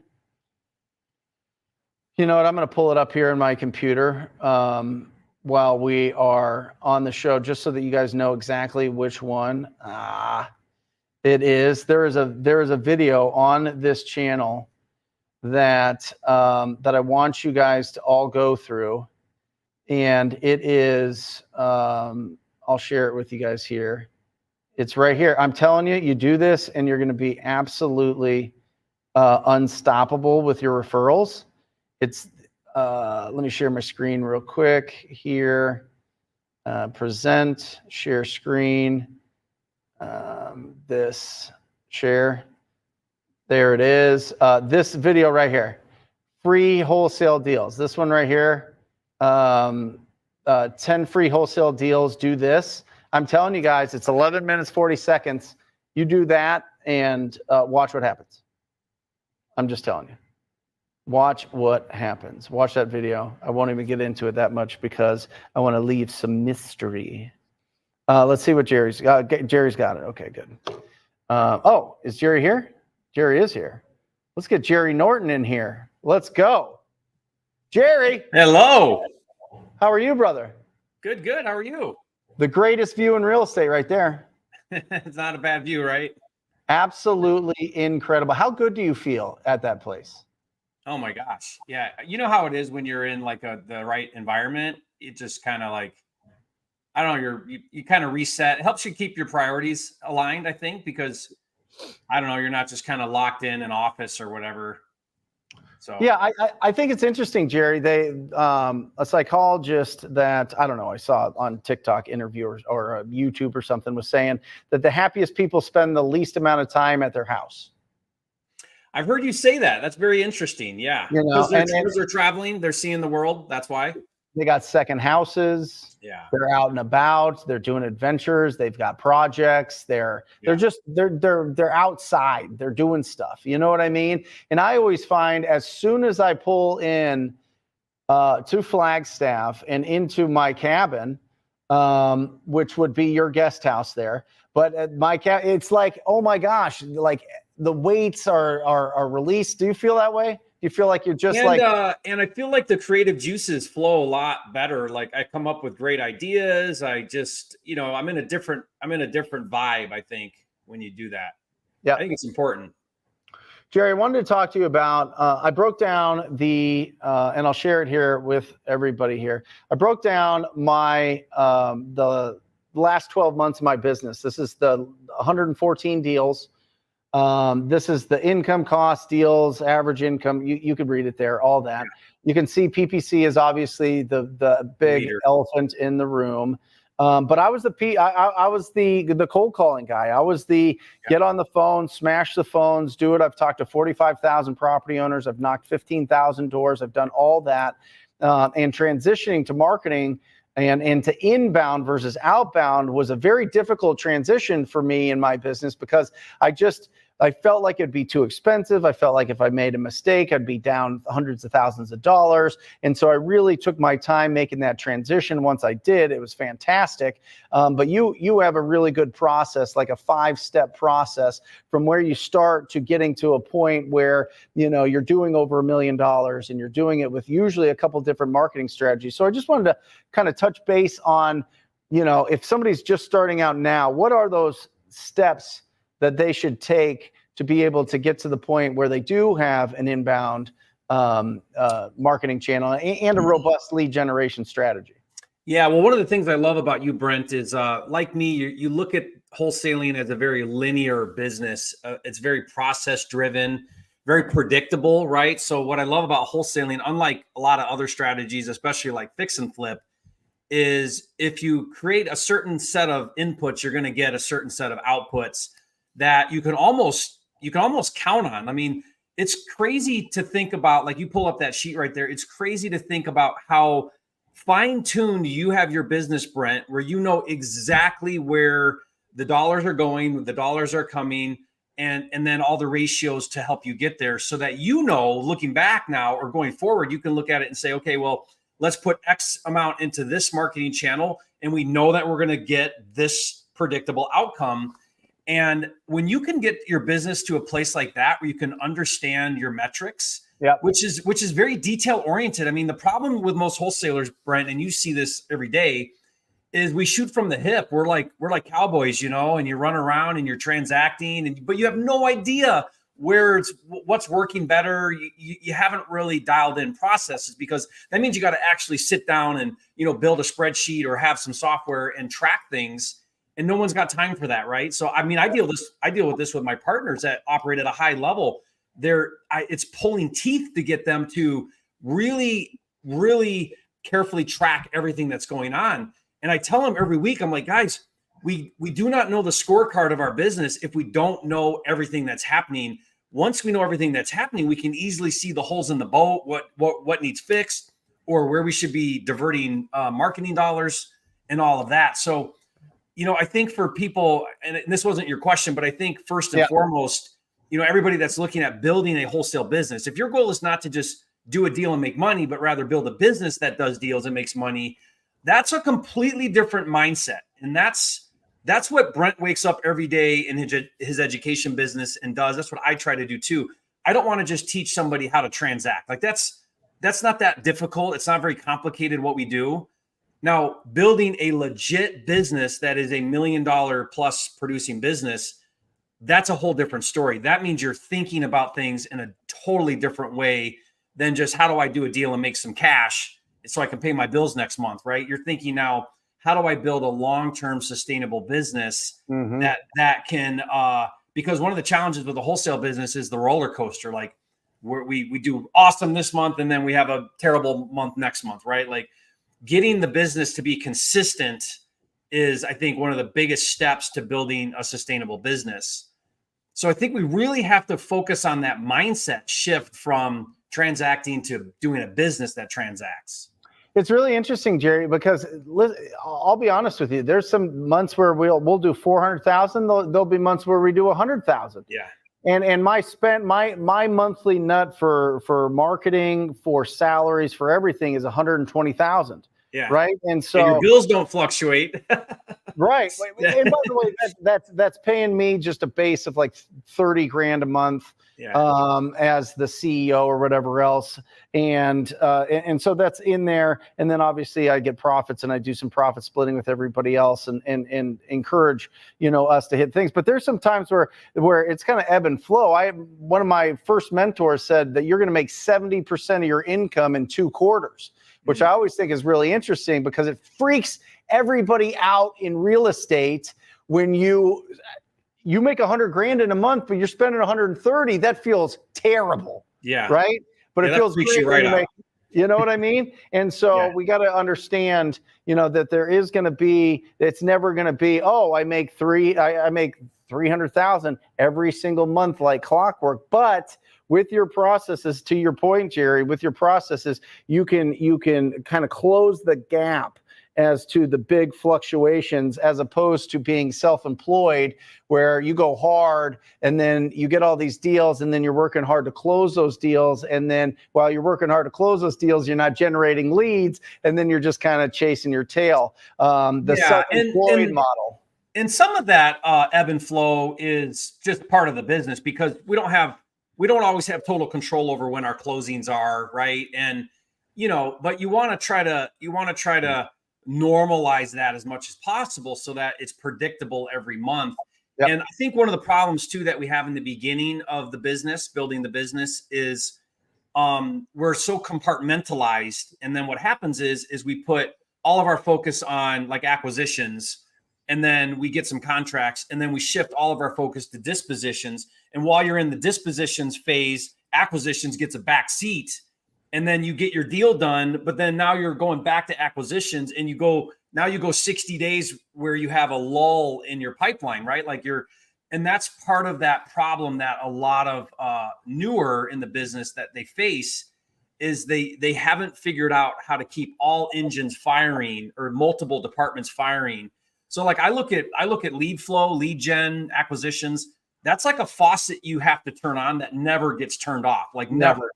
I mean, if you've got if you're overflowed with deal flow, you still don't turn acquisitions off. Like you JV or you do something, because the minute you turn off acquisitions, you're going to be paying the price in 90 days. Yep. And so that's a real challenge. It's interesting because when we start out here, I mean, that's the whole reason Keegley exists, or Net Worth Realty, or some of these other ones that exist, is because they go, oh, well, I'm really good at finding the deals. I just, selling the deals, I don't want to put my focus on, so I'll just let them handle all that. or you become a cash buyer employee, essentially, where you sell to the same cash buyer over and over and over and over again. In both parts, you're going to get about 50% of what the total amount that you can or should get on those deals. Not should, I would say in the beginning, you should be getting 50%, because if you stop your lead generation, you're going to be dead in the water. So I think people are a little short-sighted when they go, hey, I'm going to make sure that I take all my attention off of lead generation and put it towards dispo. Maybe you should reach out to a Keegley. Maybe you should reach out to the Joe Home Buyer franchises or some of these other people. Maybe you should be a cash buyer employee for a little bit so that you can get paid and keep moving forward, because you're going to make a lot more closing 2 more deals than you will if you stop the engine and have to restart it again. So we have a JV guy, Brent, that so he does acquisition and he brings all his deals to us. We JV and dispo his deals, and we do a handful every month, 3 to 5 a month, I would say. And in my mind, I'm always thinking, like, this is going to dry up. Like, at some point, he's going to realize giving up half my profit to JV on dispo is not worth the pain and drama of me building out my own dispo. But he doesn't. He just keeps feeding the deals. We JV and dispo, and I'm supposing, like, in his mind, he's like, I just want to hyper focus on acquisition. I don't want to have to worry about that. It's worth it to me.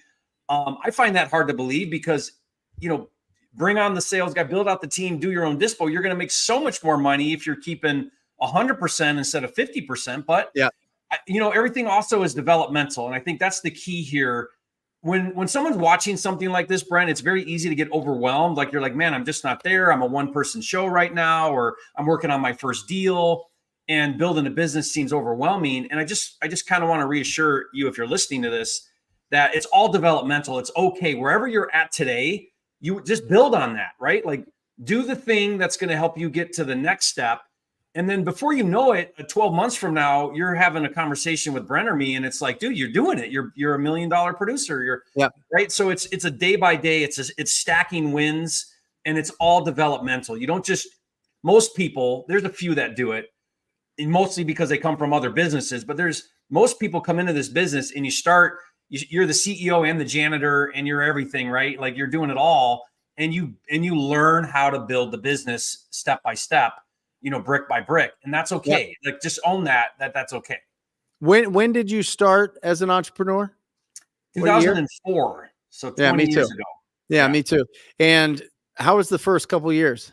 Oh, it was brutal. It was the Jerry show, right? Like everything. And right? It was a 1-person show for a while, right? And then I you got to earn right? the right. You know what I mean? You got to earn the right to hire people. You got to go through that. It's something that I started off with. You got to go through that rejection. You got to be rejected all the time. I've been listening to the what is that? Modern Wisdom podcast. It's been phenomenal. And they have different people on, and they all say the same thing. Get rejected early. Get rejected as often as possible. Go through the failures. Change is hard. That's why it's called change. If it wasn't hard, you'd already be that. You know what I mean? So through that hustle season, you got to really surround yourself with the right people. And really, that's the first step.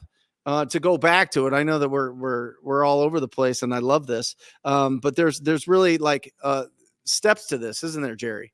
Steps to the phases. I look at it like phases. Like phase 1 is that proof of concept, getting your first deal. Phase 2 is usually you're that lone wolf, 1-person show. Phase 3 is where it makes or breaks it. Like, this is where wholesalers die on the vine. Yes. In fact, 80% of wholesalers never transition out, maybe even higher. Never transition out of that solopreneur, 1-person show. Because what happens is now when you go from like the 1-man show to now trying to build a team, is you're going to do a lot of mistakes. You're going to fall on your face. You're going to take on overhead. You're going to hire the wrong people, right? Because you're not yet developed into a good leader. You don't have good processes. And the only way to get all of that is to go through it and do it wrong, right? Because that's how you learn how to do something right, do it wrong. And what most people do is when they try to go into that phase 3 and like start to build a legit business, is they realize very quickly that, hey, I actually made more money and my life was way better when I was a 1-person show. So then Uh-huh. they just go back. They go back and they're like, you know what? I'm going to reset. Life was easier. I'll just do a couple deals They a have month. to go back, Jerry.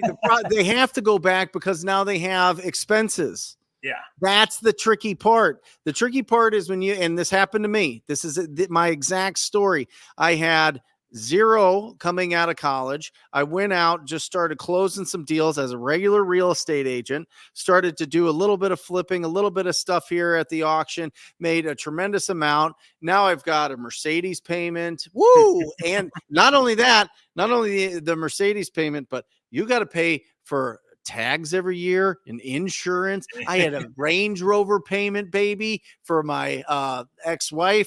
The insurance on that. I had a 3,500 square foot house for 2 people in North Scottsdale. You know what I mean? Like it was time to flex. It was time to show everybody from high school, listen, I am the man.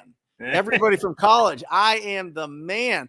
Every girl that rejected me, every girl that dumped me, I am the man. All right, look at me. And then you start trying to grow the business. You realize, holy cow, I'm not taking home as much. Yeah. And then the economic world melted in 2008. I made a bunch of dumb decisions, but I'm telling you, that's I think, Jerry, I love that you talked about that, because you get the proof of concept, you get some consistency, and then you go into your growth phase, which is the third phase of this thing. But in the second phase, when you're starting to make that money, if you start getting some liabilities, Yeah. you start putting on some debts, you start balling out. And the problem You're is, trapped. you can't go to phase 4, which is now a legit multi-million-dollar operation, right? A sustainable business with a team, with processes. You're now not the bottleneck anymore. In phase 2 and 3, you're the bottleneck, meaning it all stops at you. If you take vacation, everything suffers, everything falls apart, right? And in that fourth phase, now it's a legit business. Like you are in the owner's box. But you can't get to the 4 unless you go through the brain damage of phase 3, which is falling on your face, making the mistakes, making less money because your overhead's higher and all the things, right? So you have to temporarily take that big hit, and most people just can't handle it. Like it's too much. And if you think about it, like in the world there, in America, I think it's something like 80% of business falls into that self-employed small business owner. Yep. And then the other, whatever 10 to 20% are the business box where it's a legit business. Our industry is no different. And why is that? Because it's so much easier to be the electrician who just goes on the job and he's there and, life is easy. And rather than the electrician who builds a business that has employees and a team and salespeople. So they just don't go there. And wholesaling is the same thing.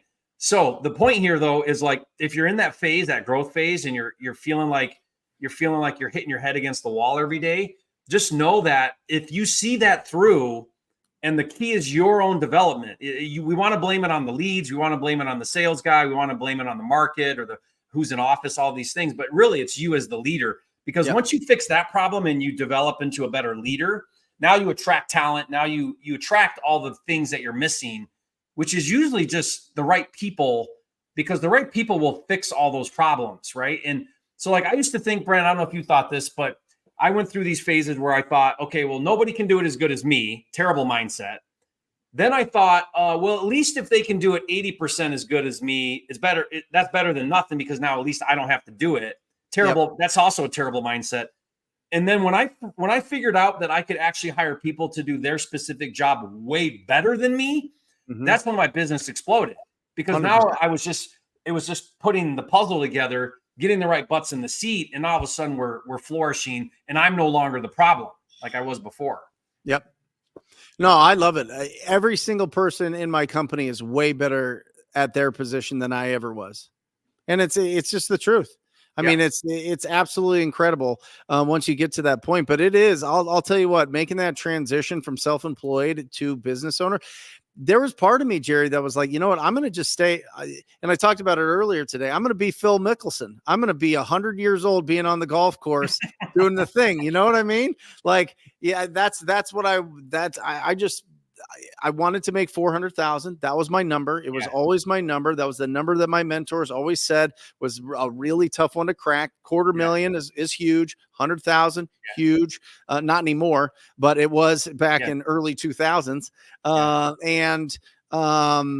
And I was deathly afraid to give it up because one, what if they screwed it up? But two, the profitability just wasn't there. So guys, in that growth phase, in that third phase that Jerry's talking about, it's absolutely critical that you surround yourself with people that have been through that. You can't hang out with the people that are, at that level where they're just getting started or doing. I'm not saying don't be friends with them. I'm not saying but you need to find people that are past that phase so that they can help pull you forward. It's so critical. That's why mentorship and coaching exists, to be honest. Yeah. And one hack strategy to that's worked for me, and I know this isn't for everybody, but I try to relocate to a new city, new town every 3 to 5 years. And I've done that now consistently for a while. You don't have to do this, but for me, every time I did that, it allowed me to kind of reset, be a new person, live into a new person, because nobody knows any better, right? If you stay in the same town you've lived your whole life, the problem there is you got the crab effect where everybody, they're like, come on, Jerry, I know you. You're not that guy. That's not you. And so everyone's pulling you back down. Family, friends are pulling you back down. Whereas if you just up and go in a new town, you can be whoever you want. And it's a lot easier to live into a bigger, better person than you were before. Great advice. I love it. Jerry, what do you do for escapism? You know what I mean? Are you a movie guy? Are you a Netflix guy? Are you a book guy? Honestly, you obviously have 10 beautiful, amazing children, got an incredible marriage. You've got properties in all over the place, but your main one's in beautiful Montana and Puerto Rico. What do you do when it's just Jerry time? You go on TikTok? Do you go on Instagram? What do you do? No, I'm not a big social media guy. I actually have limits on social media that I've set for myself. So I have a 5-minute. Now I have my team and we'll post like constantly because we have to for branding and all that. But I mean like consuming. So I do not consume social media very, very rarely. So it's like a 5-minute a day limit. Okay. And then it shuts it off. And my wife has the code. So if I want to be on social media longer, I have to go to her and ask her. And that I have intentionally set that just so I'm not wasting time there because although I've been the last couple of days with the Trump thing, I'm like fascinated with like all the new development, what did they find out now? But it's all just like drama stuff, but that's why like it's just consuming and it wastes of time and it's not how I want to spend my time. One of the things that I do that I have to do, not I have to do, I want to do is because I have so many kids and I have a lot of teens is I try to find what they're really interested in. And then I'm also really interested in that. So like, for example, in Puerto Rico, we're super big into pickleball. And part of the reason is it gets dark there at like 6:30, 7, all year. Yeah. So we got like 3 or 4 hours of dark before anybody goes to, and now it's like, now what do we do? So we go to the courts, they turn the lights on. And with all my teens and my older kids, we play pickleball. And pickleball is one of those things where you don't have to have any talent. You can have fun at it, Yeah. Do you do pickleball? I've never played. Oh yeah. Like you can have fun the very first time you can have fun. Yeah. Yeah. It's like ping pong basically. I know. Bigger. So we do that quite a bit. But again, that's not, I don't know if that's what you're looking for. Cause it's not really a me thing. That's more like a kid thing. Yeah. I do iguana hunting and that's definitely a Jerry thing that like, I got to get my fix. I got to go. I usually go like a couple times a week. If the kids want to come, I'll take them. But if they don't want to come, I'll just go by myself. And I'm just guys, you don't understand. We get weekly, if not daily, pictures of these Godzillas that Jerry is killing on a daily basis. Videos. I don't know why I send those to you, Brent. I'm just like, hey, Brent, I love it. Shot. I love it. I love it. He'll prank the people working at his house with these giant lizards. It's hilarious. Yeah. But that's again, it's being outside. It's being outside, mostly outside. You know what I mean? Snorkeling, scuba diving. Here in Montana, it's boating, it's hiking. Like we're outside constantly. Yep. We're trying to explore all of Glacier. It's camping, and so like our summers are just full with hikes and outdoor and boating every single day. So yeah, that's I just like being in nature. I like being outside a lot. Love it. What do you got going on this weekend, Jerry? Well, we got this community camp thing coming up next week, so we're kind of getting ready for that. Oh, it's next week. It's next week. Yeah, I think Tuesday or Wednesday it starts. Nice. Next week will be pretty busy with that kind of stuff. Yeah, just and I'm putting out content, still trying to work on the business and do things in between. I mean, my main thing, Brent, is I just love the flexibility of this business because I'll work when I can. I'll take off time when I can. I'll get everybody to bed and maybe work on something late if I need to. Like, I just try to really integrate home and business as much as I can. Yep. It's not always easy. I don't always get it right, but I love that I'm able to do that. Work from home, So I just feel so blessed to have that opportunity. Awesome. You're the best, Jerry. Guys, go follow Appreciate Jerry you. at Flipping Mastery. At Flipping Mastery, he's got the most incredible YouTube channel. He puts a lot of love, a lot of attention in there. He's doing the work himself. His kids are now doing the work. He's got great interviews. He's got great instruction. Make sure you go check out Jerry Norton, Flipping Mastery on YouTube. Thanks, Thank you, Jerry. Brandon. Hey, Brent, I sure love you. And anything I can do to help you or support you in your efforts, let me know.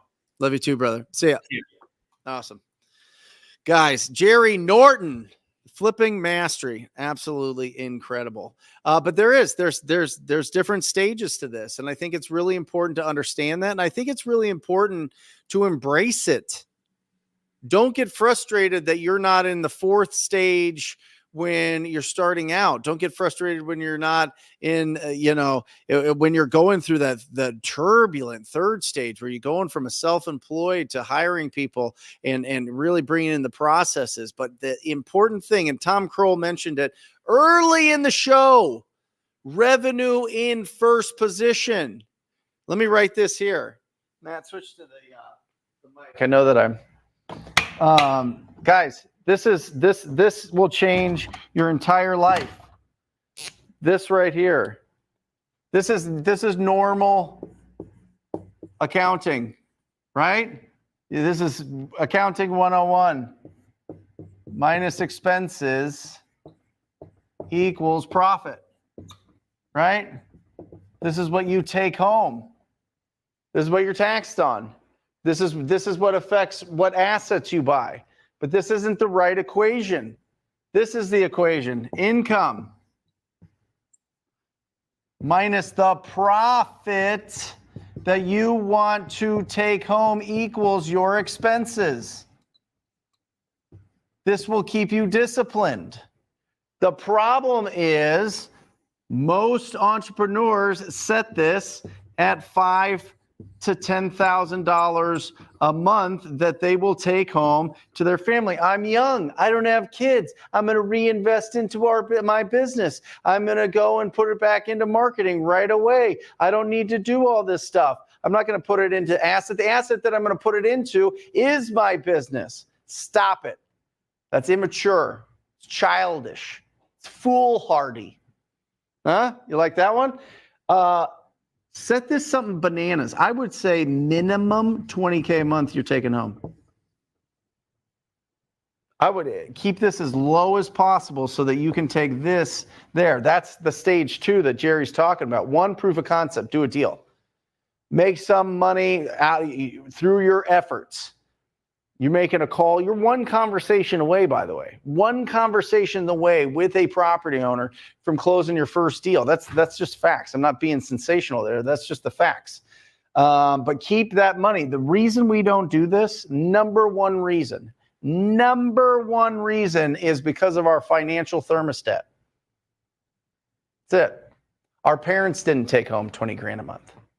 Our parents didn't like talking about money, but from the time that we were 0 to 18, when we were under their roof. Our parents didn't want to, our parents said that rich people are greedier, they're stealing from other people or whatever else, right? Whatever weird psychological things went on in our household when we were growing up that wasn't a positive and financial literate type of influence is going to affect this. 100%. Be around people that are taking home a bunch of money. That's the only way that you increase your financial thermostat. Increase your skills. Focus on increasing your skills as an entrepreneur, a real estate entrepreneur, than you are on trying to discover the most incredible way to go get leads for no dollars. For going down somebody's funnel in Facebook or Instagram or YouTube that says, don't do anything, we'll send you leads. And then you just pay us when you close. Isn't that nice? It's not nice. Doesn't work. Never does. But this is critical, guys. This is absolutely critical. Make sure that you're setting your profit really, really high, and it'll help you keep your expenses low. And then once you start hitting this, that's when you start hiring people. That's when you start getting into some exciting things with replacing your role in certain parts of the business. Okay? Now, let's move to the big board. We're going to do what would you rather before we get Jesse on. I'm going to bring Jesse on in just a little bit. I want to answer some of these questions. But now is the time. Oh, that's framed nice. I like the way that this looks. Matt, do you have the two pictures for us? All right. Huh? We didn't do the last set of 4. Oh, all right. Let's do that. Yeah, we're going to use. All right. So we've got 4 pictures of really nice houses, and I'm curious to see which ones you guys think. Which one would you rather own? Which one would you rather live in? It's just curious. So if you can zoom in on number 1 here. A beautiful mountain estate here. Look at the stonework. Oh my goodness. Look at the copper roofing. Oh, fantastic. This was basically Jerry's house, but with a worse view. So we've got this one. All right. Now we've got number 2, this palatial estate. Oh my goodness, look at this. Look at all those beautiful windows and little balconies. And look at this. It's almost like you're in France. It's almost like a mini Versailles. Oh, beautiful. Is it number 2? Is it number 3? Oh, what's up, baby? Miami. Let's go. Here we go. This is where Alejandra got married. No, I'm just kidding. But this is more of like it's got a Miami feel to me with the palm trees and the pool and the big open windows. That looks awesome. People love water. So and then you've got this thing. Look at this. This is like a whole, I don't know. This is like a resort here. I don't know what's happening here. This is in the middle of, I would assume, I don't know, by a lake or something. Very nice, very different style, very woodsy, very, very log cabiny, I'm going to sit out there and smoke a nice pipe, like pipe tobacco. You ever smell pipe tobacco? I used to have, right? It's like the greatest smell ever. It's disgusting. But like there used to be a guy that smoked a pipe in my 7th grade football. His like grandpa in my 7th grade football that we always smelled the whole time was this sweet cigar pipe. But anyway, which one? 1, 2, 3, 4. Put your votes in the comments section. I'm just curious to see what people want. Really, really, really cool houses, guys. Really interesting to think about. Oh, this one looks like it has a guest house. This is a guest house with the main house. Very nice. I always think about it. Huh? 3 by land. Well, I know it. Come on. Miami, baby. I don't know who says that, but that's my interpretation of somebody that lives in Miami or loves Miami. Anyway, very cool property. I always think that this is very interesting. That people buy these houses not to live in, right? This is something that I discovered later in life. I always thought I need to get this huge house. I need to have this huge, giant house. That was on my dream board. I mean, I remember reading Rich Dad, Poor Dad, and in that has like, I will have X amount of dollars by this date, and I always put $10 million, and I put this dream book, and it was always like properties kind of like this, honestly. It was always kind of like this Miami style house that had 4 stories and it had everything in it and all this stuff. Nobody lives in these. These are investments for people. You know that. They buy it, they sit on it, goes up in value, and then they sell it years later after, fixing it up or modernizing it or whatever else. A lot of people don't live in these huge houses. Sometimes they do, or they buy it for tax write-offs for corporate retreats, and some of those things, or vacation spot for some of their employees and that type of thing. But very rarely are these properties occupied, which is really interesting. I mean, huge liability, and or not even liabilities, because none of these houses have mortgages on them, by the way. They're all bought cash for the most part, and they're bought cash for tax shelter and for appreciation, and not for living, which is kind of a shame. But I guess some of these houses are lived in if you have 10 kids. But I'll tell you this right now. I have 4 people in my house, and we have a 4,100 square foot house. It's perfect. It's absolutely, we use every part of the house. You buy this with 4 people, and it's like 20, 30,000 square feet or something ridiculous. Nobody goes into any of the rooms. It's just you're just paying the electric bill on air conditionings, which, people at this level of their financial journey don't care. But yeah, interesting to think about, isn't it? I always thought, yeah, that's exactly what I want. Oof. I would hate to try to find my children in these houses, especially my children specifically. Anyway, yeah, maintenance is $50K a month for sure. Okay, Jennifer asks, would you dial back on VAs and go heavier on ad spend if you're doing well with PPL? I have to lean my bit. 1,000%. 1,000%.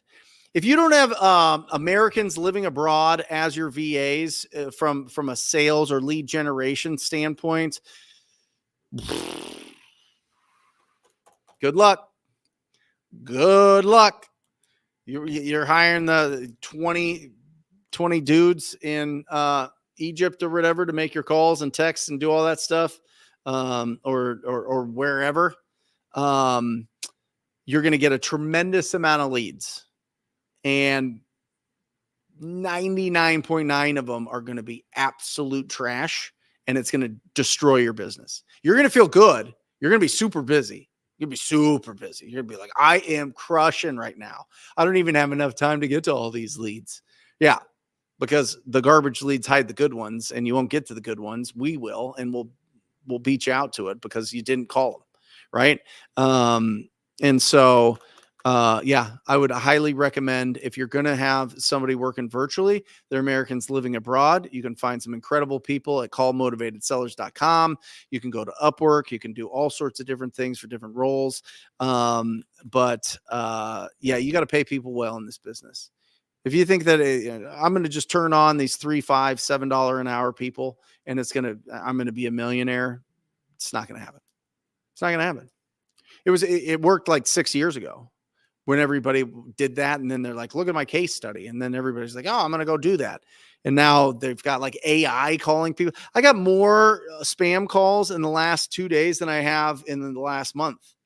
And it's those AI ones, and that's going to be shut down. Oh, people are going to get so sued. Oh my gosh. Oh, it's going to be bad. It's going to be super, super, super bad. There's going to be so many lawsuits for that. Because it literally is robo-dialing. Literally robo-dialing. Anyway, a little rant there. Jerry or Brent, if you're starting out today, how many leads would you focus on generating to close 3 deals per month? Depends.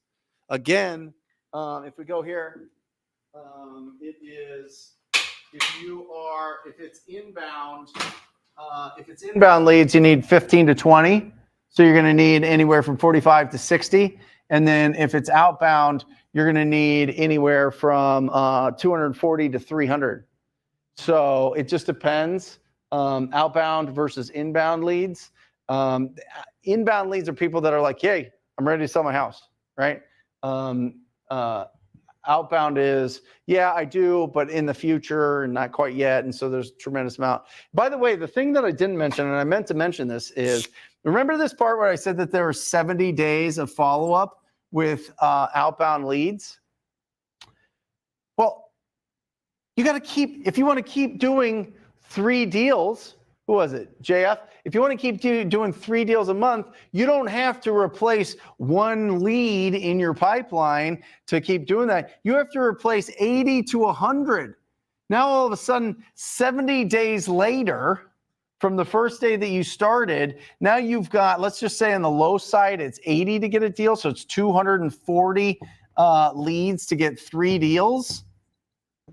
I mean, you've got to be adding 240 deals, leads every single month to your pipeline. Well, if it's 70 days, that's 2.15 months. That means you have to have 500, 650 leads that you're following up with to do 3 deals a month. You have to do that in the beginning. You have to do that. That's the hustle season. But once you can do inbound, it's not even close. I'm doing well solo with local PPC. How can I scale with the same model nationwide? Great question, Jennifer. So we'll leave that to Jesse when he comes in here. Let me get through some of these. Adams Investment Properties LLC. Absolutely. Do you have a mentor today? Absolutely. Yeah. I got into a group, 8-figure boardroom, which is really interesting. That's a really good group there. Tom Kroll will always be my mentor. His brother, Todd Toback, will always be my mentor. Derek Jarr will always be my mentor. These people that have been my mentor are the people that I go to. Because guess what? They're not getting poorer. They keep increasing their net worth. You know what I mean? So they keep elevating themselves and pulling me along with them. It's freaking awesome. That's my question. Would you scale with VAs and take on salaries, operating costs, VAs, just a few key people at 10K pay per lead dollars? One of my weaknesses is managing people. Great, Jennifer. Then don't. Less leads, more quality, less people. And by the way, I don't even manage my people. I have a meeting on Tuesdays for a half hour, and then we have another meeting on Thursdays for about an hour, and then they all come in sometimes on Fridays for the team meeting that we open it up to the Wholesaling Inc. coaching students to come in and meet everybody and be around, and we do our scoreboard and look at all the things that we've done. But I don't manage these people. If you give people really good leads, they either close them or they don't. They either last or they don't. If you have to manage A+ people, you have the wrong people. Or they're just going through a weird part of their life and they need to figure themselves out, not at the expense of your business. You hire the top tier people, you let them run. They hate management. I try to manage Ryan, my number 1 closer, and he's like, "Do you want to do the job or do you want me to? Do you want to go on these appointments or do you want me to? Do you want to? What do you? You'd close higher than I would. You know what I mean? Like, just give them credit. The top people just want opportunity. They just want opportunity. They're winners. They want to win. Hire winners, and you don't have to manage them. It's awesome. Dennis, all right, I got a question for you. What do you think of Daisy Chain Hotel right now?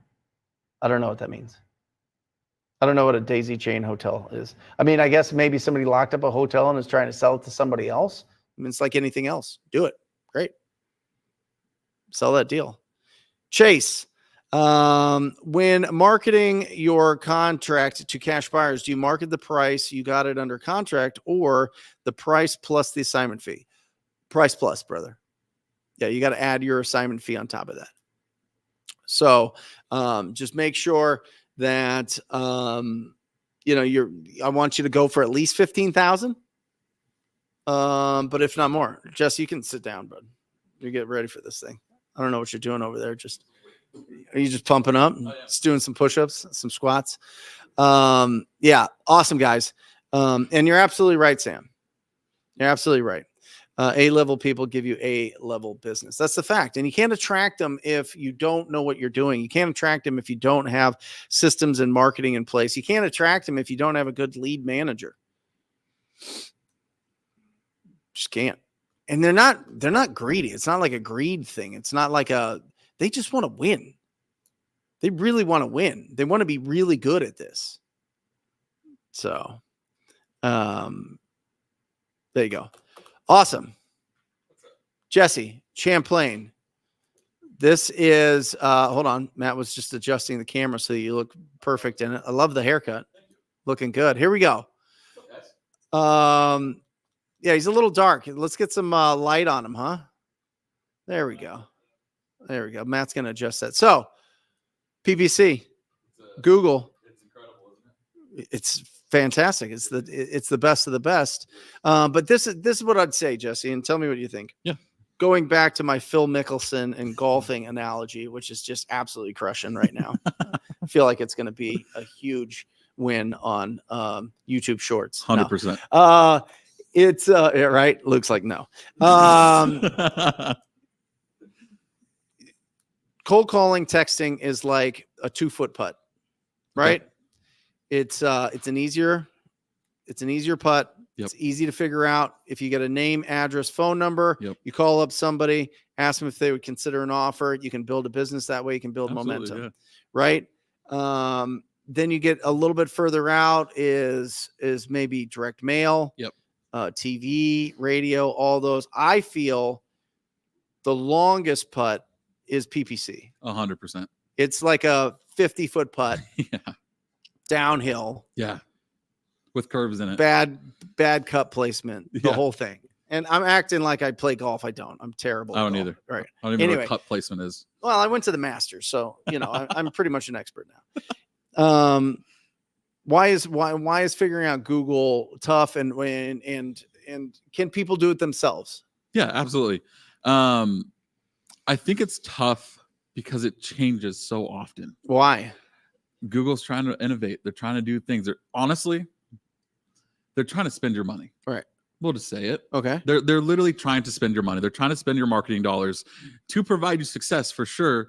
But on the backside of that, they're trying to spend your money and you're trying to make money. Yeah. On that money you're spending. Right. And so it's this constant moving target of we'll have ad groups that perform really well for 6 months. And then they'll just tank out of nowhere. They'll get retail leads, they'll get whatever. And it's a moving target. People's interests change, their search intent changes, all of that fun stuff, all the nerdy stuff we struggle with. And kind of adjust the target, if you will, adjust our aim, if you will. Right. You can do it yourself. It's very hard. I'll just say it. It's something you have to watch like a hawk. Literally. What does that mean? So one of the big things for us is when we're running a client account, we're running your account. What are we popping up for? Are we popping up for buy a home in Arizona? We don't want to be popping up for that. And or are we popping up for sell a house without a realtor? Are we popping up for sell my house fast? Things of that nature, right? Every morning and every night, me and Nate have a process where we go in and we look at this account, like any account it may be, right? What are we popping up for? What are we showing up for? Okay, we're showing up for this. This is good. We don't want to show up for this. What do you mean showing up for keywords? For search terms is what they're called. Yeah. And so that's essentially what someone's typing into Google, and then our ads are popping up for it. That's step one. Yeah. And so then you have to take in a whole other account of your landing page, your load speed on that landing page, your content on that landing page. Does it match with the next thing? Ad copy. Mhm. Does it, because that's going to improve your quality score, which is what Google uses to place your ad. And then of course your budget, right? The biggest thing for us right now is we're noticing an influx nationwide of people that just, and this is going to be a common problem you're going to run into. People want retail value for their house. Yeah. How do we figure out how to get those motivated sellers, right? The people that are truly motivated, because if you're truly motivated, you need to get out of the house and you're going to take a discount for that. And so with that comes with a lot of experimentation. We had a really good, Nate had a really good idea about 2 months ago. He took your conversion rate and a lot of other conversion rates in other accounts from a 5% to you're sitting at a 14% conversion rate right now. That may not seem like a lot, like to you guys, or to people just hearing that, but it is massive. Like that is huge, and that's where we're generating 100 plus leads a month. 1.649 million, bro. Let's go. on 360,000 spend. That's 69 deals closed, 23,904 23,904 average deal costs us $5,200. That's a 4.6 times ROI. Amazing. Yeah. It is. It really is. It comes with a lot of work. I told you last week, 15,000 changes in the account, from keywords to ad copy to whatever in the last year. Right. And that's another thing. If you want to run Google Ads, prepare to have the gut to make pretty big changes, pull some pretty big levers, but also you have to pull very small ones like ad copy. Is we pay the most on the third slot on the ad better than give us a call now? Right? Like things like that. You really got to think like as You've a made marketer. 15,000 changes. Yeah. In 16 months. Yeah. Yeah. How many is that a day? 40 roughly. You're making 40 changes to our account every day. Yeah. And that a lot of that is search terms. It's like Right. we're editing out things, all that fun stuff. It's a beast, guys. Like it is a lot of work. Yeah. And so typically though, a lot of those changes happen at the beginning of the account. You're making, optimization changes, all that fun stuff. And then eventually it will even out. But you have to have the stomach to do very hard work for 10 months to 12 months. Mhm. And then eventually, okay, it's rolling up the hill or rolling down the hill, and it's going to turn into a snowball, which obviously it has for us. Then it gets to the point of what do you do when the leads come in? Mm-hmm. Because Yeah, that's the biggest thing. it really is. Because we're helping some incredible companies around the country. Yeah. And the number one conversation we're having is you need to respond to these leads instantly. You need to set appointments instantly. Yeah. You need to get on as many appointments as possible. Mm-hmm. You need to make sure that you're available and put your top people on it. Yes. Not the bottom people, not the Yes. people that are just starting out, not some nameless VA. Yeah. You know what I mean? 100%. That you just slap in there, not some call center Mm-hmm. or answering service. Your top people answer the calls and answer as soon as that text message comes in with that lead, your top people need to call them. Absolutely. Like if you're willing, this is just nationwide numbers. I have accounts that are getting $100 cost per conversion and then $700 cost per conversion. Right. If you're paying that money, I don't care if it's $100. I don't care if it's $700. Have your top people on it, because if they're not, guys, like you're literally lighting money on fire. Mm-hmm. It comes down to obviously speed of lead, right? You have 30 seconds to get this lead. After that, the drop off is exponential.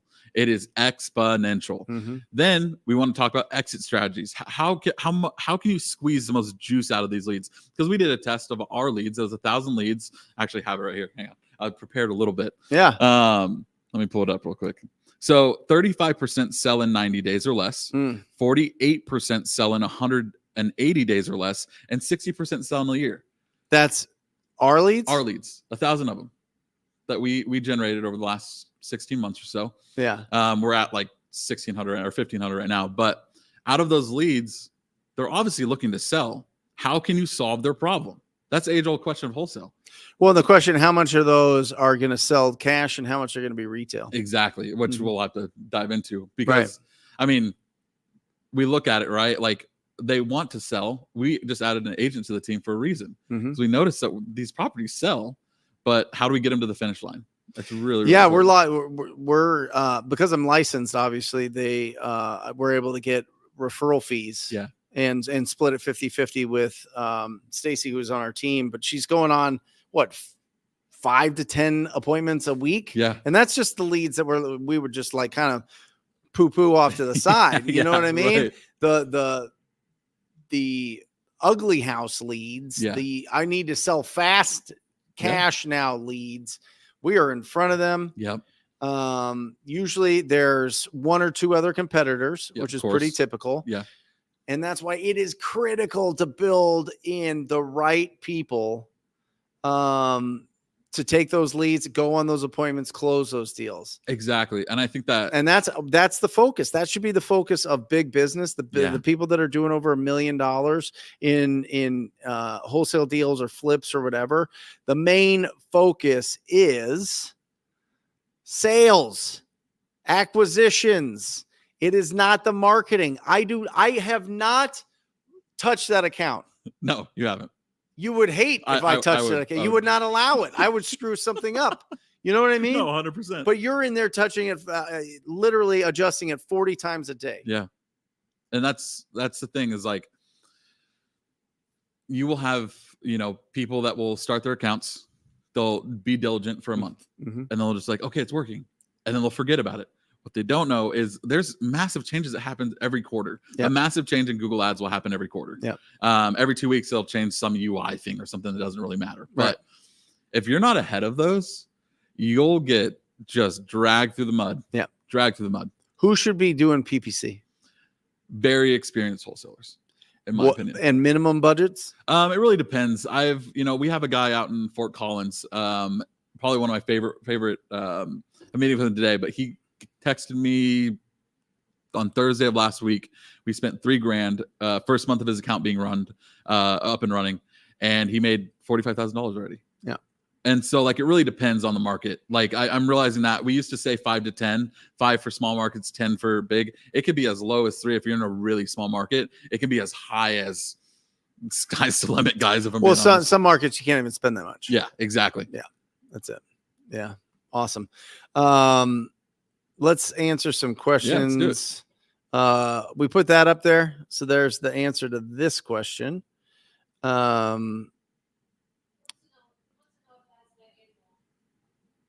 Annual. Yeah, I think. Yeah, that's 12. That's not annual. That's the last 12 months, literally July to July. Yep. Sam, hey Brent, on these appointments, are y'all hitting them with every strategy possible or just cash? Yeah. I mean, the guys are equipped with every single strategy. The fact is, we attract leads that want to sell fast. Exactly. I mean, that is what it is. If we were going after and targeting some of these people that were trying to sell their house, but they couldn't on the market, it would just be different, right? It depends on what you're looking for. That's what's really interesting. People have fall in love with this fallacy that you go in with every tool in your toolbox. Depends on what leads you're attracting. You know what I mean? You should have the ability on but the fact is we attract ugly houses that want fast cash. Yep. That's what we do because that's how we make the most in our business. That's just our business model. If your business model is to go out and buy a bunch of properties creatively or buy properties to flip or whatever else, that's a totally different strategy. Yeah. It's a totally different market to go after. Yep. We're looking for people with the keywords that are going to sell wholesale. Yeah, exactly. They're going to sell they're going to sell. They're going to work with us on price because they want speed and convenience. Yep. That's just it. I mean, it depends on what you're attracting. So Jennifer, if I'm doing well solo with local PPC, how can I scale with the same model nationwide? Great question. I was excited to answer this one. Yeah. So local PPC is obviously our bread and butter here. Nationwide, like when you say nationwide, I'm assuming you mean 8 to 12 markets. Typically that's what people mean by nationwide. You don't want to target all of the United States because you will get swallowed up very quickly unless you're spending $100,000 a month. What do you mean swallowed up? You'll be 4 through 8. Like your search impression share won't even reach that high. In my Jennifer, opinion. this is some real advice here. How many markets? I'd say 8 to 12. Oof. And be strategic. You just saved her like a tremendous amount. Yeah, like be strategic with it. Go like 50-50 small, or not even 80-20, 80% small markets and then 20% bigger metro area markets. The reason being is you have great conversion data in that account. And so if you're winning local PPC, like actually winning, you're getting leads, like 1 in 10 leads turns into a deal. If you're doing that, that is incredible. Take that conversion data, use it to your advantage. And what I mean by conversion data is literally Google has and keeps track of the data in your account that were conversions. And if those are good leads, then take the ability or take that data and apply it to a nationwide campaign. And that's very simple. Literally the way I would do it, copy and paste what's working. Don't reinvent the wheel here. Copy and paste what's working. Pick your target locations. Make sure there's a location setting. I'll just give you another free thing so you're not wasting money. In location setting, there's this thing called presence or interest, and then just presence. make sure you click just presence, because you'll waste a whole bunch. I've seen companies literally waste, back when I was working at Google, 40 to 60 grand every quarter because they missed a setting. That's a very important setting to not miss. So when you're doing nationwide, like, pick the small markets because you have the conversion data. The hard part about breaking into small markets on a brand new account is not having account health, if you will. I would also recommend make sure your local PPC campaigns are running for a year plus before you break into nationwide. It could be 3 months, and that just don't make it a year plus. So yeah, that's how I do it. So when you were answering that, I just totally blanked out because I don't care what you're talking about because I don't want to care. This is exactly my point. Yeah. You know what I mean? Like, Yeah. I shouldn't know these things. Yeah. Jennifer, I think you shouldn't know these things. If you want to, do it. Yeah. But 35 states is good. You know, it just depends on if you're into that type of thing, I guess, Yeah. and if you have experience with it. But I love the idea of not being a master marketer and just getting into a position where you run everything. Exactly. That's it. Exactly. Talk to people, guys. Talktopeople.com when you guys are ready for your PPC to be run by that incredible man right there and his team. Guys, he talks about touching our account, adjusting our account 40 times a day. That's every account that you guys have. I will say this. And every single pay-per-click company that I've worked with, I've worked with 2, so not that many, and they're the big known names. Set it and forget it. Yeah. They adjust it, and then boom, it's done. And nobody's in there caring about. You guys literally have Excel of all of the leads that have come in from every single campaign that you're working that have. Is this a hot lead? Is this a cold lead? Is this a dead lead? Is this whatever? And are adjusting on a daily basis. Literally.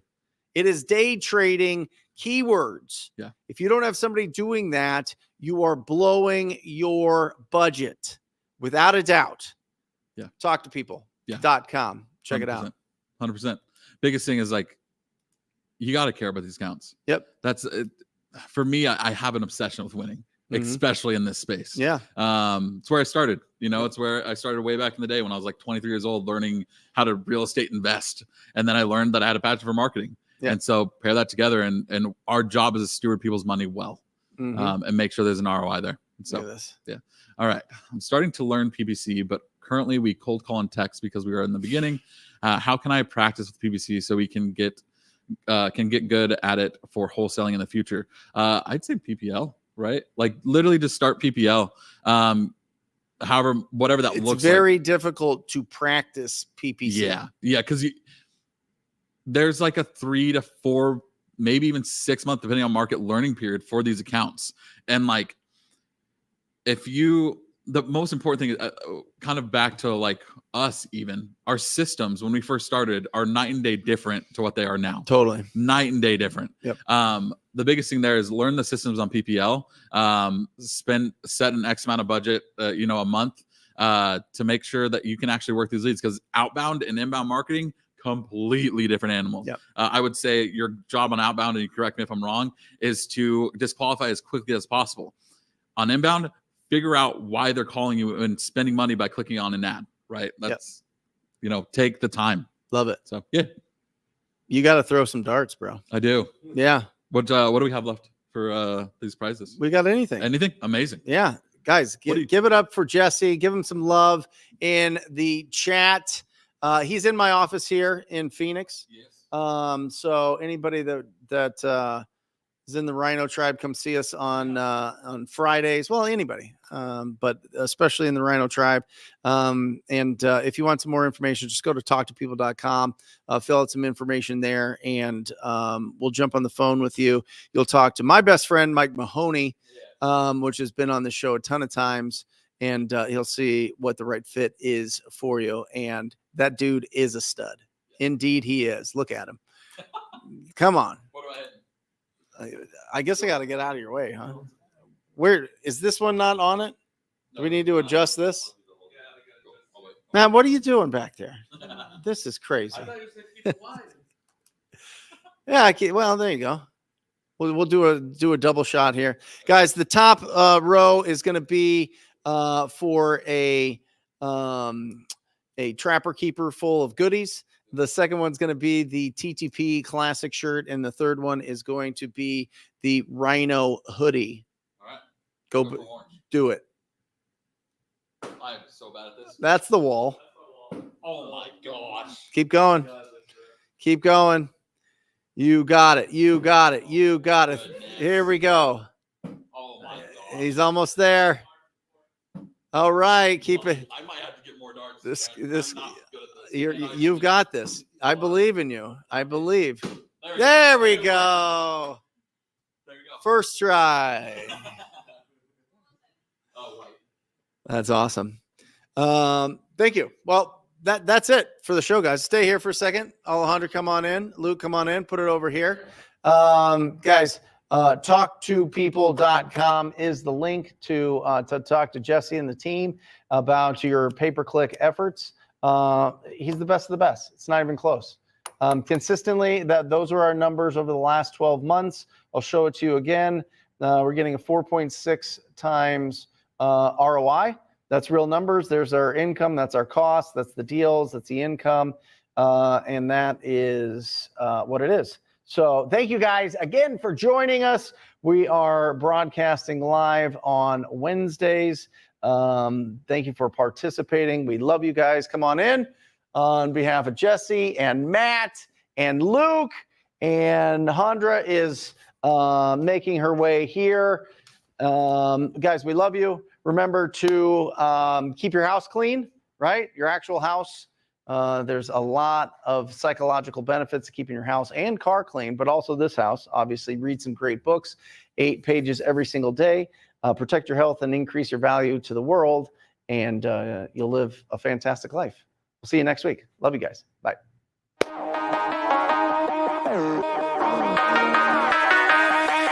Do it!